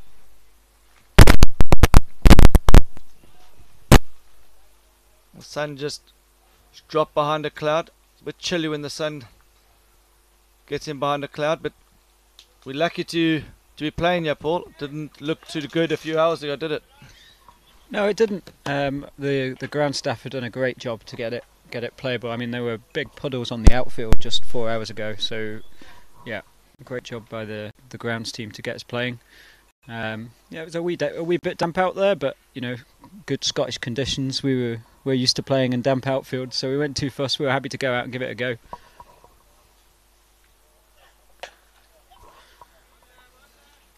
So Farid runs the first one hard. Oh no, he's not happy with this. Oh, so Farid doing the right thing there, but a non-striker just not aware. Amir wasn't on the same Same. His partner, I think he wasn't expecting the two. Do you think that's a case of trying to get Rory Johnson in earlier, or do you think there's just a misunderstanding there? I think that's more just a misunderstanding. But, I mean, Assad did the right thing. He's a good bat himself, but he's probably not in the class of Farid, so he had to keep running there. It's important that Farid didn't get run out in that mix-up. Good to see a replay of this. But watch out for Farid, sets off, runs the first one hard, he forces the misfield, and Amir just wasn't on the same page, was he? No, he certainly wasn't. It's been, I have to say, it's been a feature of our batting so far that we've run well, and today I have to say, the opening partnership, they didn't run quite as well today, and the mix up there, they've just been a little bit below what the standards they've set in the tournament so far. Sometimes what happens, you get two different guys that don't match each other for speed and intensity between the wickets. I think that's been the case. Yeah, there's been a few players in the Scottish side. Roy Johnson certainly has run well between the wickets. But I think he'd run 100 metres in about 11.5, where he had in a few seconds on for some of the other players. Sign of the modern player as well, those little reverse paddle sweeps, Wayne. It's something that I've never attempted in the net myself or in a match. Seem to have come into the game the last few years. On leg side.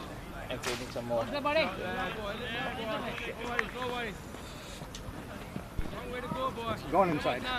If you just send me, I haven't sent you those emotions. On the sweatshirts, what you need in sizes, then I can those won't be ready Monday. Those may be. Just be careful, buddy. Otherwise, we'll take another ball. We're just coming back to the facilities here. Alex Kegg, the groundsman's worked tirelessly. He's still going now. Getting still it. Making small changes. We're trying to get a game on pitch Got too. it, got it. And I'll allow that with you. personally, I can't speak highly Thanks, enough buddy. about Chester Thank you, buddy. Boughton Hall's facilities. Every piece of cricket apparatus that is required, they've got it.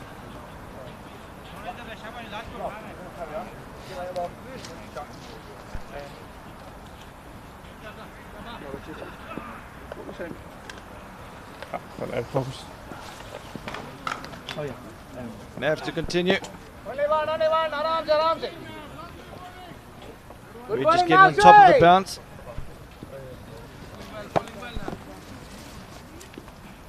Ben, hi, can you hear me?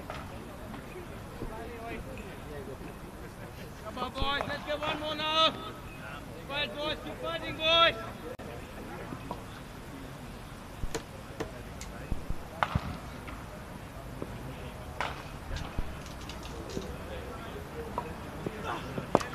Only one.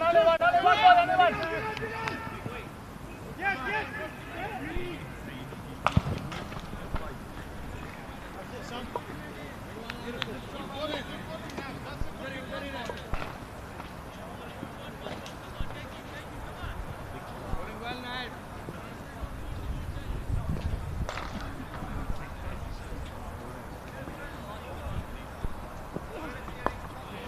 That's going to be 4. So, great jab down to third man, Ross Coward. Hope we got that on camera. I think that's the first time I've ever seen him take a dive in the field, Wayne. He just lost his balance, but he recovered well, so well done to him.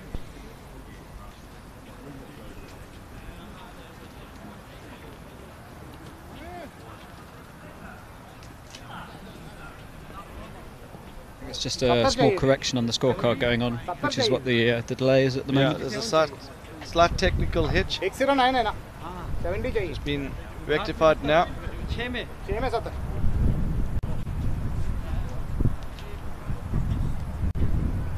We're sorted now. We're ready to go again. 30 balls left in the innings. You still think this is 50-50, Wayne? I think this is an even game. Johnson in the hat. Farid. It's a good punch. That one might beat the fielder as well. It's a big few overs here. If Farid and Ferguson can really push on and take the pressure, keep it under 10s, or get it to under 10s ready with Rory come back in, then puts them in a real strong position. I think this is the over. where Scotland need to make a play. Nog is arguably one of the weaker bowlers. And I think Farid's going to target the leg side boundary here. Nog's very slow through the air. Small leg side boundary. It's gone again. It's 4 more. So Nog just a bit slow through the air, not getting it up to the bat. At that pace, it's got to be full. Farid realizes that. Just walks across his wicket, goes deep in his crease. I've got a feeling Farid's not going to change his game plan here, so Nog's going to have to try something different.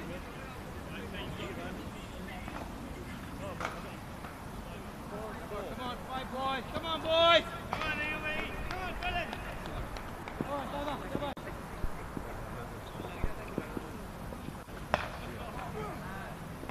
One again, That's leg a great side. shot. It's 4 more. This is a big over now, hey? Yeah. Farid's. That moves him on to 35. You sense the moment here, Farid. You hear This Nigel is the bowler. Collins got caught eating out of training? He's identified as one that they can get after. And all of a sudden, this is turning into a huge over. Nog's now changing the direction of attack, bowling around the wicket.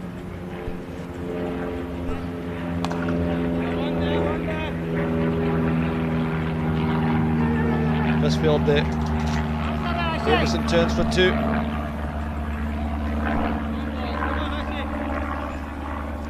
Things can turn quickly in last man stands, and all of a sudden Scotland are now favourites here, Paul. There's no point asking me, I'm biased.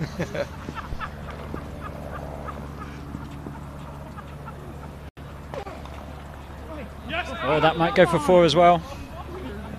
That's a massive over in this game, Wayne. Yeah, that's a big over. Slightly unlucky for Nog. The last delivery there. But Farid's made his own luck. Come on, guys. That's 18 from that over. It's a big over, and that's got Scotland ahead here. That brings the run rate back under 10 for the first time in a while. It's 2 a ball.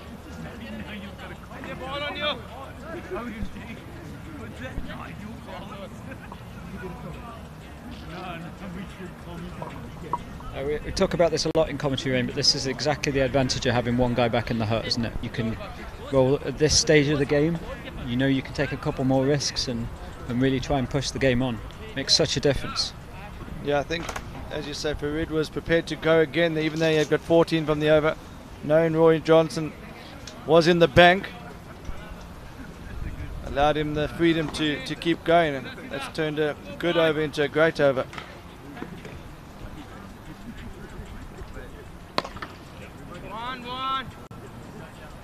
I think we also got to keep an eye on which bowlers still have overs in the bank. Bose still has 2. I was impressed by Bose. He bowled with pace and good lines. Looks a decent bowler. That might go as well. No, he's cut it off. That's 2 more runs. So Farid certainly favours the onside. Don't know if that's a treat. Yeah, good. Ball is innings, or is he mix it up to the offside sometimes? No, he can hit on the offside, but it's the shorter boundary down there, Wayne. So he's playing the percentage cricket here. Ferguson slightly different. He hits well straight, and then most of his other shots are on the offside. So, you know, they are 2 very different players, and the bowler's going to have to work out what lines to bowl for each one here if he's going to keep control of the game, because they're very different players. That's correct. I think PJ realising it there, and that was a much better line to Farid.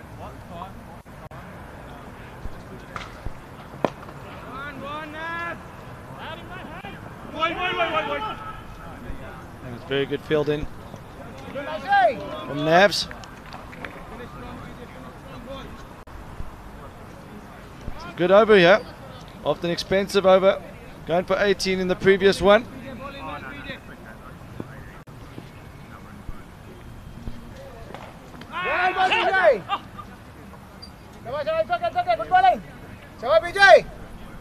So last 10 balls, 4, 4, 4, 4, 2, 4, 1, 2, 1, 1. And they're wide. See what happens with this extra ball here. Farid's look leg side again. PJ's got to find a way to avoid him. That's well bowled. That's very well bowled from PJ. He's just adjusted his line to Farid. He's seen that Farid's laying up the leg side. He's bowling at a foot and a half outside off stump. He's doing the job here.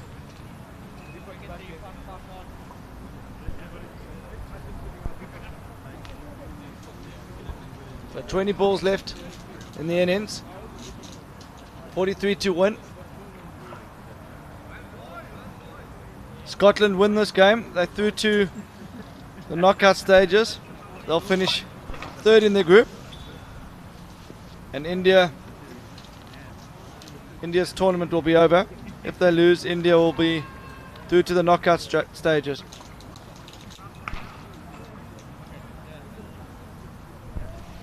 It's been a good tournament so far, Wayne. It's great to see both pools going right down to the wire and a number of teams still able to qualify. Yeah, UAE had a outside chance at the start of the day to go through, but they needed, it was only a mathematical chance, they needed to win the game by a huge margin, but that's not going to be the case in this match, so it's either going to be Scotland or India.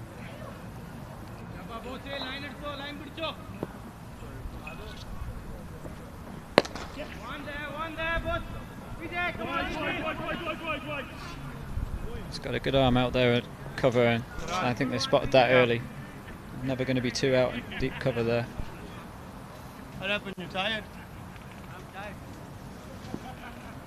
So Farid, is he going to try and go leg side to Bose here?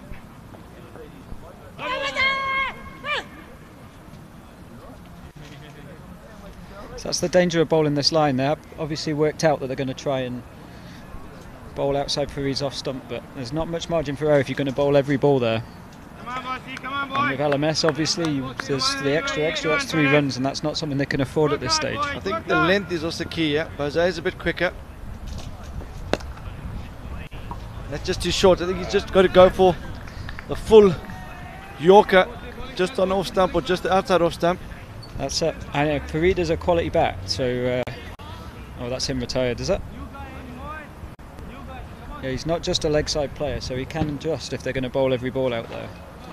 But well, this is a big moment in the game, because that's now 2 batsmen back in the hut, Wayne. So that gives complete free license. Yeah.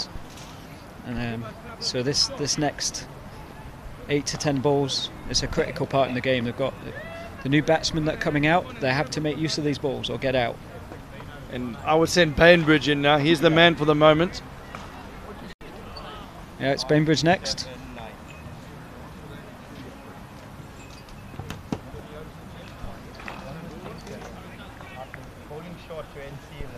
So on the back pitch we have the Masters tournament going on. Seems to be doing it for 3 games in a row. Pakistan Masters. Great cricketing. That's the Indian Masters. That game's just got underway.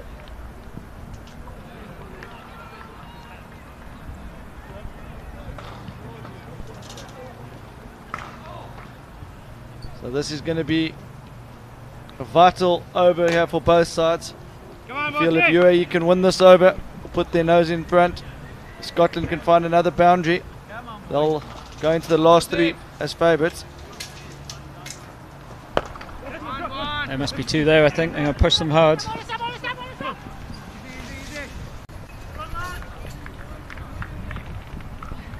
The wind's picking up now.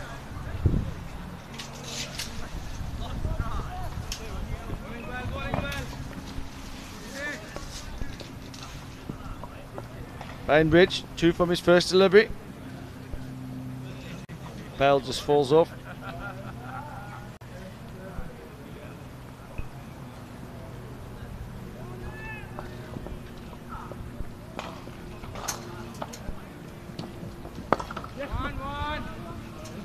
Push 2 again here, are they? So keep an eye on the runs, first balls.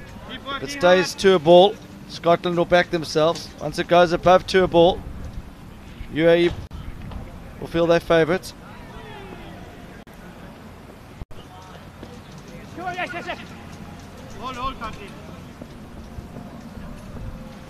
Well, it's above 2-ball at the moment, Wayne. Yeah, but only slightly.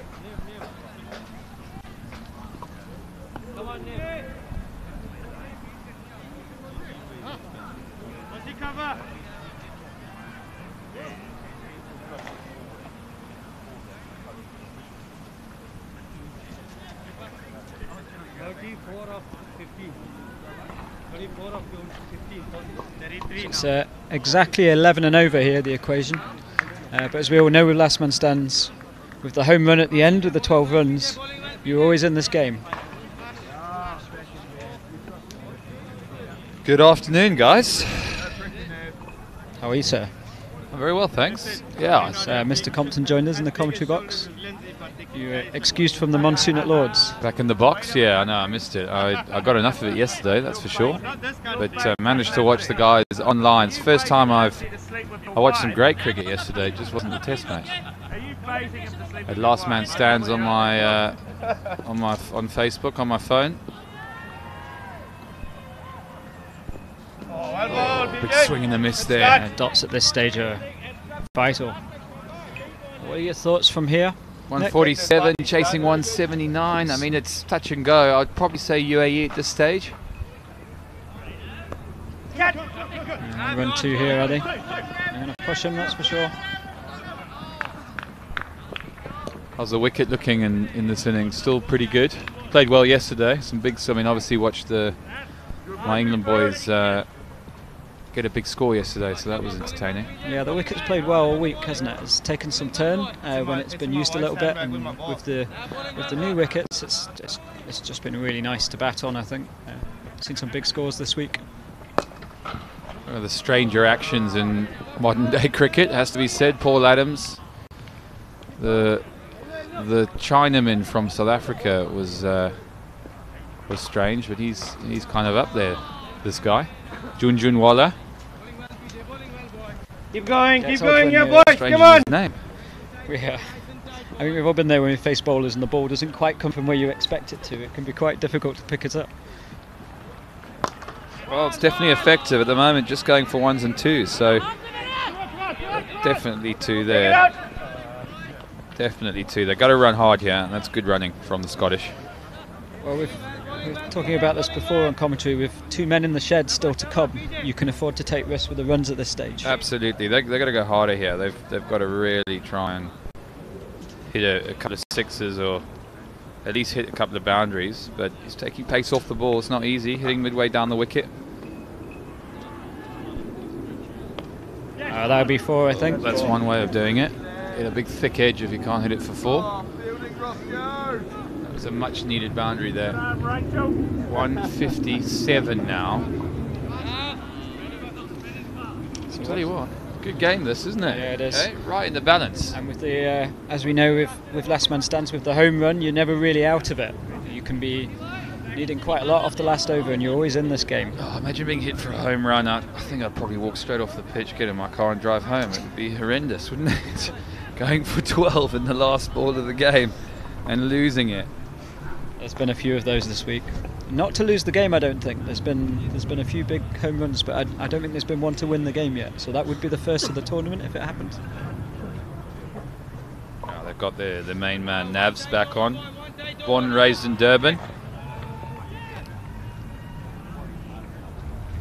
You can see the table up here. It's just confirming what we already know, which is it's a straight equation here. If Scotland win, they're through, and if they're not, then LMS India are. It's going to go for 4, I think. Quite been hit very well, but and he's had an absolute stinker. Nope, he hasn't. He's managed to stop it in the wet. He's slipped over. That could be a very crucial run saved. Could indeed. It just plugged there, didn't it? It's like watching a He got the old brakes on, didn't he? Yeah. That's well bowled. That's well bowled. A little bit of bounce, back of a length, very difficult to hit. He's got his third man quite fine, which is a good idea. Yep, just coming a bit finer now, which is, I think, clever. You've got a feeling is more likely to get a boundary off the edge at this stage rather than through backward point, certainly. This is a big over here. It's now, equation's now 20 off 7 balls. Yeah, 2 big misses. You can't. I mean, a dot ball's are one thing, but when you play and miss, you've got to get bat on it. A big finish to the over here, Scotland, to give himself a chance in the last over. They really do have a boundary. Oh, 3 dot balls. I mean, that is literally finish strong now. Finish strong. not good. Not good. So this one really has to go to the rope. Lanny's on a single for me. Yeah. I think I would take a wicket at this stage, given who we've got in the shed. That wouldn't be the worst thing for Scotland.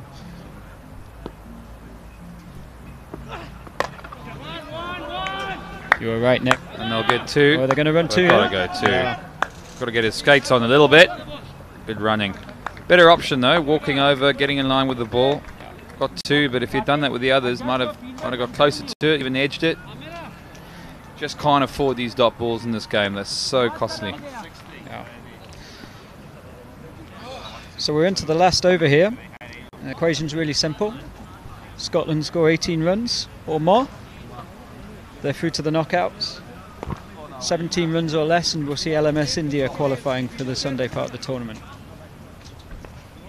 I don't know where India are, but I have a feeling that Captain Kohli, he'll be watching every single ball here. Quite an animated character.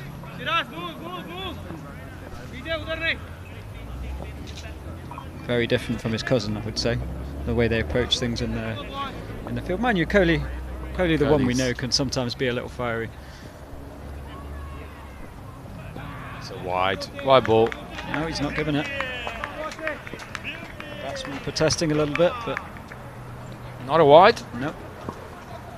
So just the 4 deliveries left now, and really Scotland, I think, are out of this tournament.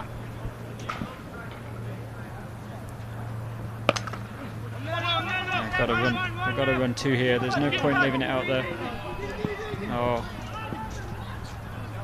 Scottish boys on the sideline, not happy there.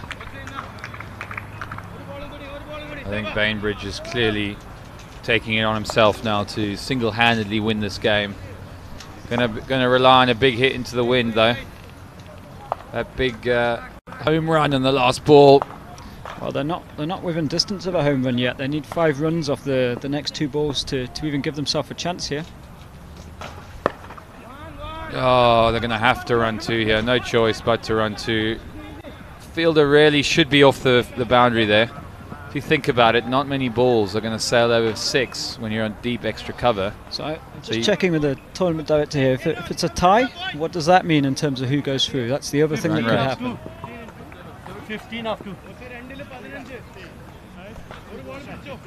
So actually, I think that the equation here, because it's 6 points, and that would take them 2 points above India. If Scotland tied the game, that would also be enough. That's a wide. That is a wide, and I think that's a good decision. Right, so the equation says 14 from 2 balls, but by our maths here, I think a tie does get them through. So it's 13 from 2 balls for them to qualify here. So they need at least a run off this ball to still be in it. They got to run 2, yeah. They got to turn and go. Got to turn and go, guys. Right, so this game is going to go down to the last ball. It's going to need a home run. 1 ball 6, we lose. For Scotland to go through to finals day. Anything else, it will see LMS India through. So a home run is when the last ball of the innings gets hit for 6, it gets doubled to make it a 12. So yes, you can get a 12 off this delivery. Only this delivery, no other delivery. So everyone's on the boundary. You can see the captains pushing their men into the areas where this could potentially go. Oh, where's that going? Straight up. I think. Don't think it's a homer. He's dropped it, but It's enough to take the UAE a well-deserved victory. And Scotland just falls short. Disappointing for the Scots. I feel for them down on their hands and knees, and they'll be very disappointed. There are a couple of opportunities there that they've just let go, but you've got to feel sorry for them. But I tell you what, the UAE, they've stuck at their guns. A couple of great victories in the last 2 days, overturning, of course, the dominant Pakistan, and then this game. So nice finish to the tournament for them. Yeah, I think that sums this tournament up really. Anybody can beat anybody at any time, and Scotland will be disappointed, but congratulations to the UAE. They played really well today. I know the Scots boys will be disappointed, but they were literally 5 or 10 yards away there from finishing it off.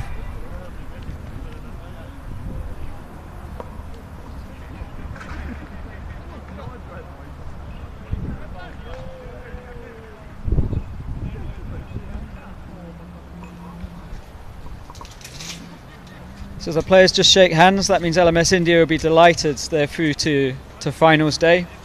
They're confirmed as the 3rd team in this group. England and Pakistan will play here next, and the winner of that game, potentially depending on how results go, will take the top spot, and that will allow them to go straight through to the semi-final. So all to play for in that game too. Paul, I know you'll be disappointed, but I'm sure you're also very proud of the Scottish boys for their efforts in this tournament, and in the end it was small margins that cost them the game there. Yeah, I mean we were 7 yards from going through. I reckon that was that hit. It was almost there, but it wasn't to be. They've played well. They'll be disappointed right now, rightly so. But I think, to be fair, 179, which is what we were chasing, that was probably 20 more than we talked about at the start with a wet outfield in these conditions. And the batting performance was pretty good in most instances. I think they'll be a little disappointed with their fielding, which wasn't up to the standards they've set in this tournament. It's something we've talked about, and I do feel we've probably been one of the stronger fielding teams in this tournament, and today we maybe weren't quite at our best in the field, and unfortunately I think that's probably what's cost us this game. Yeah, I would like to say well done, and the Scottish guys were very popular off the field, one of the more popular teams in the tournament. So although they haven't won through to the knockout stages, once again the Scottish guys have won a lot of friends, and obviously no one likes losing, but it's also important to how you play the game, and I think Scotland have certainly played the game in the right way. Thanks, Wayne. I'll certainly pass that on to the guys, and they'll certainly appreciate that. They've enjoyed this tournament lots. We'll cross over to the guys in the interview room in a few seconds. Nick Compton's there with Sam Ferguson and Bose, who are involved in that last ball.